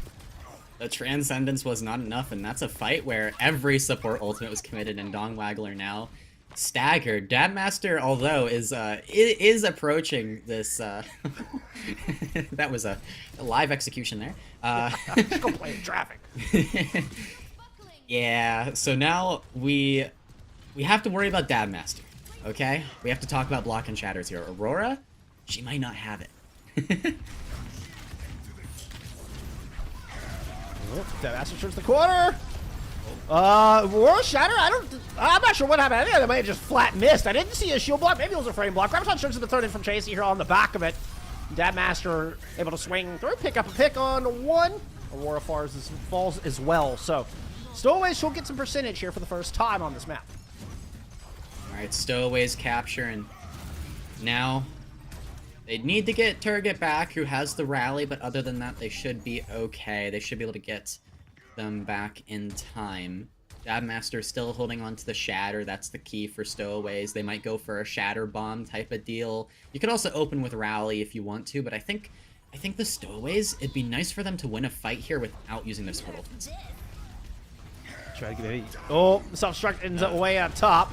The Shatter hit one, but unfortunately... Oh, a nice little pit off the side, though. You know, the two tank ults don't quite work out, but you get a couple kills in the neutral anyway. Yeah, Dongwaggler setting the bomb to the one spot on the map that it cannot see a singular person. That is... I mean, they went for the play. I called the play, but, like, yeah, I don't know. That was, like... I don't know. You know, Dongwaggler was like, you've got to be kidding me, as they saw that, like, fall into that little kill. Yeah, it's a field goal. It's a field goal. Yeah, absolutely kick a field goal. 3 points.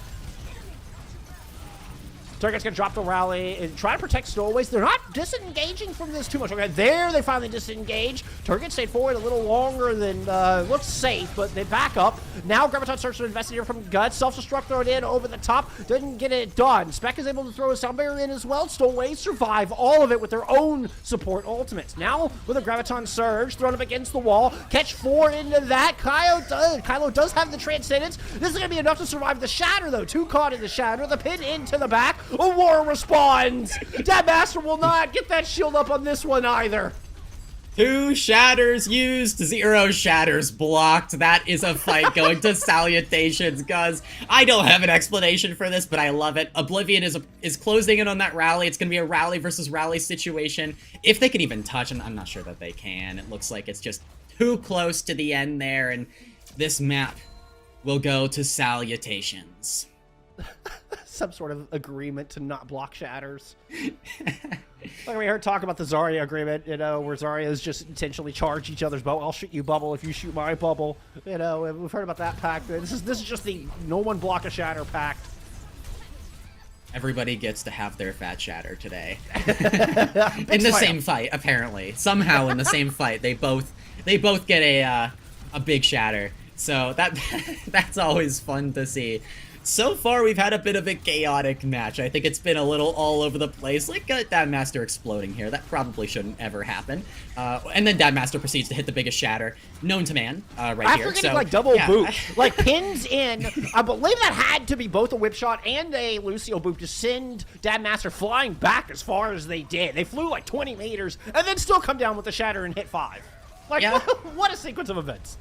Yeah, it is quite the series of events for sure. What a map. All right. Well, Stowaways will have an opportunity to pick. They will get a chance to decide which hybrid map we go to see if they can try to turn this around, force this map 3 that we predicted early. But Salutations, you know, with a 2-0 here. Although I will say Stowaways had a 99-0 lead on University, and Salutations brought it back. I mean, this was a very close 2-0 of a map. Yeah, I feel like it was little mistakes from the Stowaways that cost them that. It honestly, and like, you know, the first fight, for example, where Water was just sitting the high ground and everybody just ignored Water, right? You can't ignore those high ground positions. That D.Va off angle, you have to remember that D.Va's a little more deadly in 6v6. Yeah. D.Va's a little more deadly. She can kind of do her own thing. She's actually an aggressive tool in a brawl composition like that. So, you know, she isn't just the damage eater that she is now. And that makes a massive difference when you have her up there, especially with like a Lucio or something. So I think on King's Row, we're going to see that as maybe something we need to pay attention to. Are we going to see the Stowaways contest Water on these high grounds, contest the D.Va on these high grounds, controlling the statue, controlling the high grounds on first and third point? Super important. And we saw Dogmackler had the same idea. Even in the exact play that you're talking about, Dogmackler had the high ground first, and Water just runs them off and doesn't, I mean, it just has free reign at that point. So it's like we saw an initial, like the right idea was there from the Stowaways to try to command that high ground, and then just kind of let it go as got past the mid-fight. You know, once they got into the engagement, kind of forgot about it, it felt like. Yeah, and that's actually pretty easy. It's pretty easy to kind of get almost distracted during these fights in GOATs. And we also have a quick little substitution from both teams. Jace coming in for the Stowaways, I believe. And then we also have one more substitution down below. And I didn't keep track with that. I'm a little slow. I believe we had Oblivion go out. So like the weird like tank that we thought was playing Brig. Satoru's in. Yes, has been replaced. All right. It's going to be interesting. We have a different D.Va player now. Citation's also starting us off on the defense, which I have to say out loud because otherwise the color swaps will get me. They'll get me every time, OC, I swear. Yes, absolutely. And yeah, we'll see what each team is able to do. Maybe a little Zarya high ground start here from Water. Also, Water is no longer on D.Va. Yeah. So yeah, I guess Water still wants to control the high ground. Doesn't care. I'm on Zarya. Yeah, sure. I'll do the same thing. I got it. What an interesting change, though. Not very often you see a substitution come in and then a tank player change roles, essentially. I mean, still tank, but that's a very different role playing the Zarya than playing the D.Va. Yeah, both traditional off tanks, but still quite different. Yeah. Ooh, Chasey. Yep, you overstepped on that one. I don't know if that was just a pure overstep or if you got booped into a bad position. Either way, you're out of mech now. Yeah, losing that mech early means this first fight is going to be a bit of a draw. And yeah, Chasey's just trying to die there. Just trying to take a bit of poke, get out of there. And Salutations, they will send the Stowaways back to spawn temporarily while Jace builds charge. Has 100 already, right? So you have that Zarya carried kind of ready to go, but Water's also ready to go. And Water has Graph. Jace only at 34%. Oh my. Stowaways, how do you deal with the ult disadvantage? Oh, you're just gonna stay there and eat it. Oh no. Jumped into the blender, back to spawn you go. All right, that is one ultimate for a fight win, and in GOATs, that is a ridiculously economically effective fight. Now, For Salutations, it's most likely just opening with this rally from Guts, and that's going to allow them to build the rest of their ultimates that they need. The Stowaway's still pretty behind on their own ultimates. Water already gets an opening pick. Before that cannot happen. The fight hadn't even started yet, and Salutations basically have won it already. They're going to get exit picks to boot. That's even worse. That is 0 ultimates for a fight win. Whispers has the beat to match Spec, but Dawes can't match Kylo. So you have to worry about that. Satoru also head on the Diva Bomb, and Dabmaster only 50% to their first shatter. Is barely have a chance to build up any ultimates. At least when Shatter got blocked, hey, you know what? That's a first. Sound Barrier invested here from Whispers, but it's the only ult they've got. Oh, I say that. The rally is up as well. Self-destruct thrown in from Satoru does not get it done, and Aurora actually falls. So a good start here for the attacking team. They're able to isolate Aurora, find that pick. All 3 supports getting involved on that one. Water now in a bit of trouble. Transcendence comes in from across the map. Kylo says, I will save you, Water. Pops the ultimate. They're able to get Water out of there. Still 5 strong, waiting for Aurora to get back. There's the tank. Now playing for the Graviton Surge. Water 98% on it, looking forward here. Graviton Surge is traded from both teams, but Waters is better. Chasey's gone with the bomb used. I died in the Baby Diva Firm, but oh, that's a shatter. Yeah, that one did not get blocked. Aurora ends up down, dud, and dusted. 88% picked up here. Looks like Satoru is still trying to hang on. You still got Water in this fight as well, but not for long. As I say that, Jace just locks in with that 97 charged beam. Sent Water back.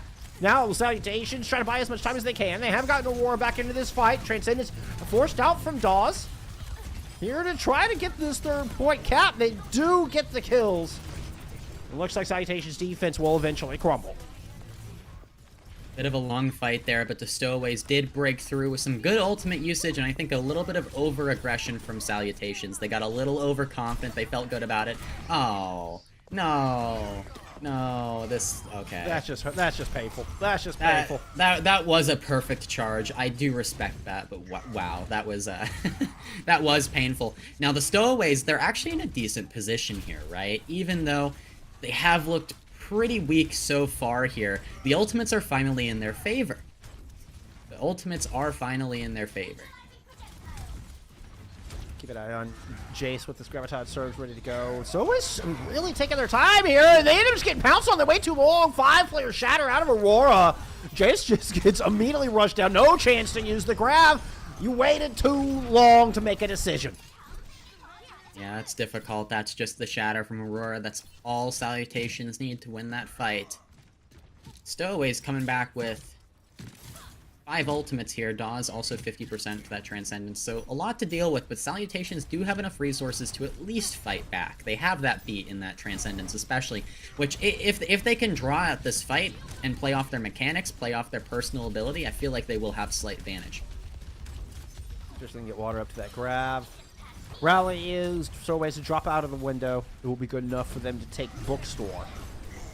Big pin in. Oh, Dabmaster's in trouble, but oh, and the self-destruct is good. Shatter back in return, though. Sound Barrier out. Grab invested in here from Jace. Try to see if they can find anything, but Salutations are just too big, too strong. Too much sustain. Salutations, they got their long fight, and although the shatter was good from Dabmaster, it was not enough. It was not enough, and really the Stowaways just weren't able to finish the kills that they needed. Aurora already close to another one of her shatters here, and we'll see if she can land it. Swinging in on the corner. That's a bubble already used. Chasey does find opening pick trying to push through. Block from Dabmaster, and the self-destruct is now out from Chasey. Aurora with the pin in, low on health, now just trying to back away. And Stowaways with a successful push. I forced Salutations back. Now they're able to find some picks to boot. And this is going to be a lot of space here in point B. Stowaways take that fight, and what's positive for them is they now have the rally and the Transcendence available, so they can keep going. While Salutations, they're just lacking ultimates. They only have a rally, right? So it's a rally and a Transcendence versus just a rally. Not to mention you got to get that Zarya charge back up here and try to win the neutral. There it is, immediately. Water's full charged, and Dawes goes down. the shatter in from Master, but they die to make it happen. I mean, it landed, but it will not get anything done. And it feels like the final breath here from Stowaways on this attack is with less than 10 seconds remaining. Water will clean up whatever players are around. Now it's a big push back to the spawn doors. And that's going to be a point B hold here out of Salutations, Gus. Maybe a little C9 attempt there. Oh, yeah, I'm surprised they got the touch. I can't believe Chase even made it to the point. Yeah, they did make it. They made it? Like, it was more than I expected. Yeah, and Aurora seems to care very little about protecting her team from the shatters. Instead, she'd rather just win the fight while her team is on the ground, which has somehow worked. She seems to block the shatter a lot for herself, but not necessarily her team, which is quite funny. And then, you know, you'll still see Salutations come out on top. Aurora, she's just unworried. It's a bold strategy, you know? Bold strategy. Just a chill gamer. Absolutely. And the Stowaways, they're gonna need to find a solution here. I mean, it feels like they're still struggling with that same aggression. You know, that we kind of talked about here at the start of the series, where, I mean, they mentioned themselves. You're talking about how they struggle to deal with overwhelming aggression. And I think Salutations is kind of taking it to them here. Even from a defensive standpoint, it felt like Salutations were the ones setting the tempo. It definitely feels like the Stowaways are playing reactively and not in a good way. Right? They're kind of being caught off guard. They are forced to kind of take situations as they come in here. I'm a little worried about the positioning because are we playing statue? Are we not playing statue? We'll see in a moment here, but this first fight is going to be key, right? Because Salutations are strong in these neutral fights. So can the Stowaways come out on top? Can they start to build momentum here in first point? We also got where that Satoru was just unavailable for map 1. So that what we saw from map 1 wasn't even their final form. Salutations get all their starters in. Here's they head in their point B attack and immediately get a kill on a Dab Master. Oh, what an aggressive push. And Stowaways didn't even have a reaction for that. It looked like they kind of just deer in headlights to that attack. Overwhelming momentum, and here's the dance coming out from Satoru. And yeah, Salutations are quite unworried. That was such an aggressive push. I couldn't even really tell what the fight-defining thing was, really. Yeah, same. It just felt like the backline just fell over.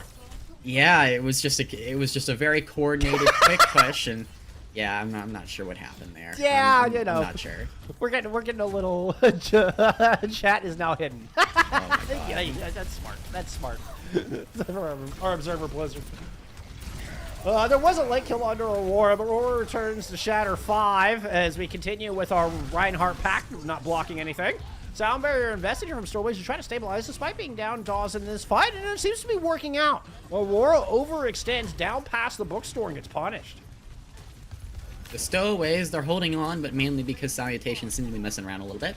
Yeah. But that could provide the Stowaways with an opportunity to build a few ultimates and maybe come through here. They need to use their rally first and just survive long enough to build everything else. You have to watch out for Water's Grav here. So let's just go ahead and play this back corner. Satoru who plays on that high ground, and Chasey marks this one. Like, wait a minute, I've seen this before. At least their team had. It wasn't Chase. Chasey got it. Anyway. Graviton Surge now in from Water. Yeah, they were able to survive it for a little bit, but not long enough. I thought there might have been hope, but no. No, it was just waiting for all the cooldowns to be expended, all the resources to be thrown in. And Salutations then just put up another gear, bulldoze through this defense, and right on through our losers bracket into round 4. The Stowaways, they gave up so much space in that last fight. They kept kiting.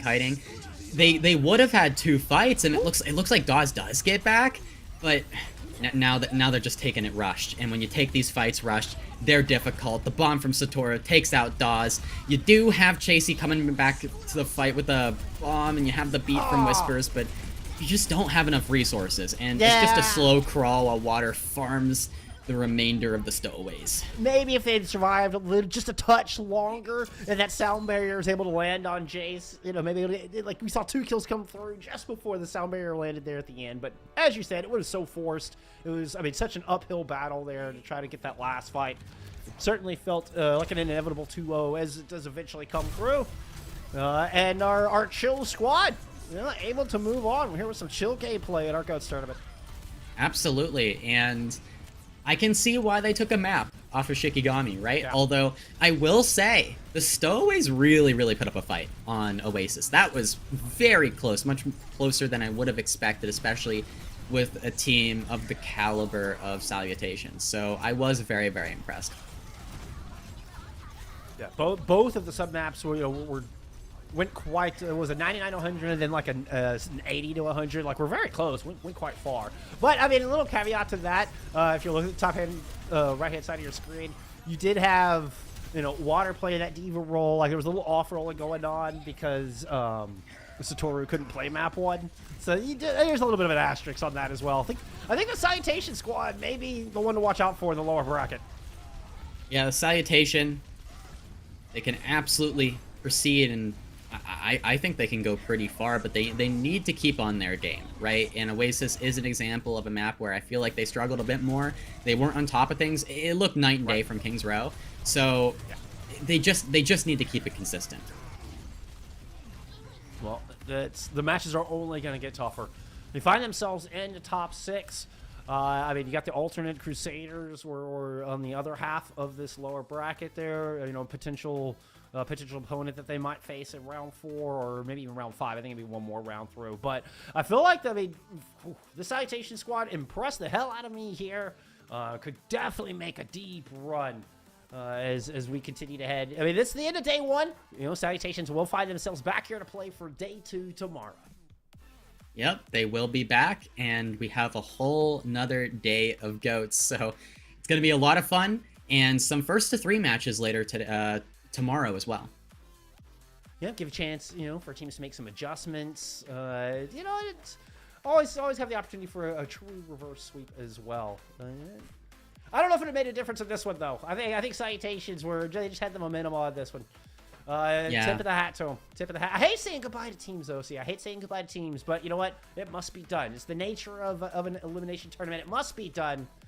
Well, like I said, top 6 tomorrow. Looking forward to it. Let's take a look at our day. See how this day went down. We had a lot of awesome matches here in day 1 of playoffs. Yeah, we had the Stowaways. They did struggle today. They had some rough matches today. They had their match in the upper bracket, and they did lose, unfortunately. Fourth Impact took alternate Crusaders down as well, up in the upper bracket, 2-0. We had a close match that Bullskunk and I covered, Jeff and I covered. Neptune's Nursing Home versus Tree 9, and that was an incredible one. And then Salutations, they took this final match today. Yeah, that Neptune's Tree 9 match was so good. If y'all missed that one, definitely recommend going back and watching that one. That was exceptional. That was a lot of fun. Hey, you know what? Our winner of 24-hour GOATS tournament, not the only thing going on here in CGL. We have lots of events coming up this month. The Quinichu Rising Championship taking place January 25th and 26th. So be sure and go check that one out. Keep an eye out for that one coming up. We also have NTT Season 15 right around the corner. Yeah, and make sure to sign up. Make sure to compete. Get those reps in, get those scrims in, and show up and do your best. It's always nice to see new players, new teams in the scene. We also have a new region in this year, as well as we're introducing South America here in the CGL multi-tier tournament. Very excited for that. Very excited to get some South America representation here, kind of NNA, and get some English broadcasts of these wonderful teams that play down there. In fact, I believe we have a South America stream going on CGL 2 right now at this very moment. So you can go check out some of that awesome talent from what has been a very underrepresented region here traditionally in Overwatch. It's so awesome. We're finally getting some eyes on that South America region. So y'all be sure to go check that out. But that is going to do it for us here today. Thank you so much for hanging out. Big shout out to Blizzard and Hippie behind the scenes. But y'all take it easy. We appreciate y'all being here most of all. We'll see you back here for tomorrow for day 2.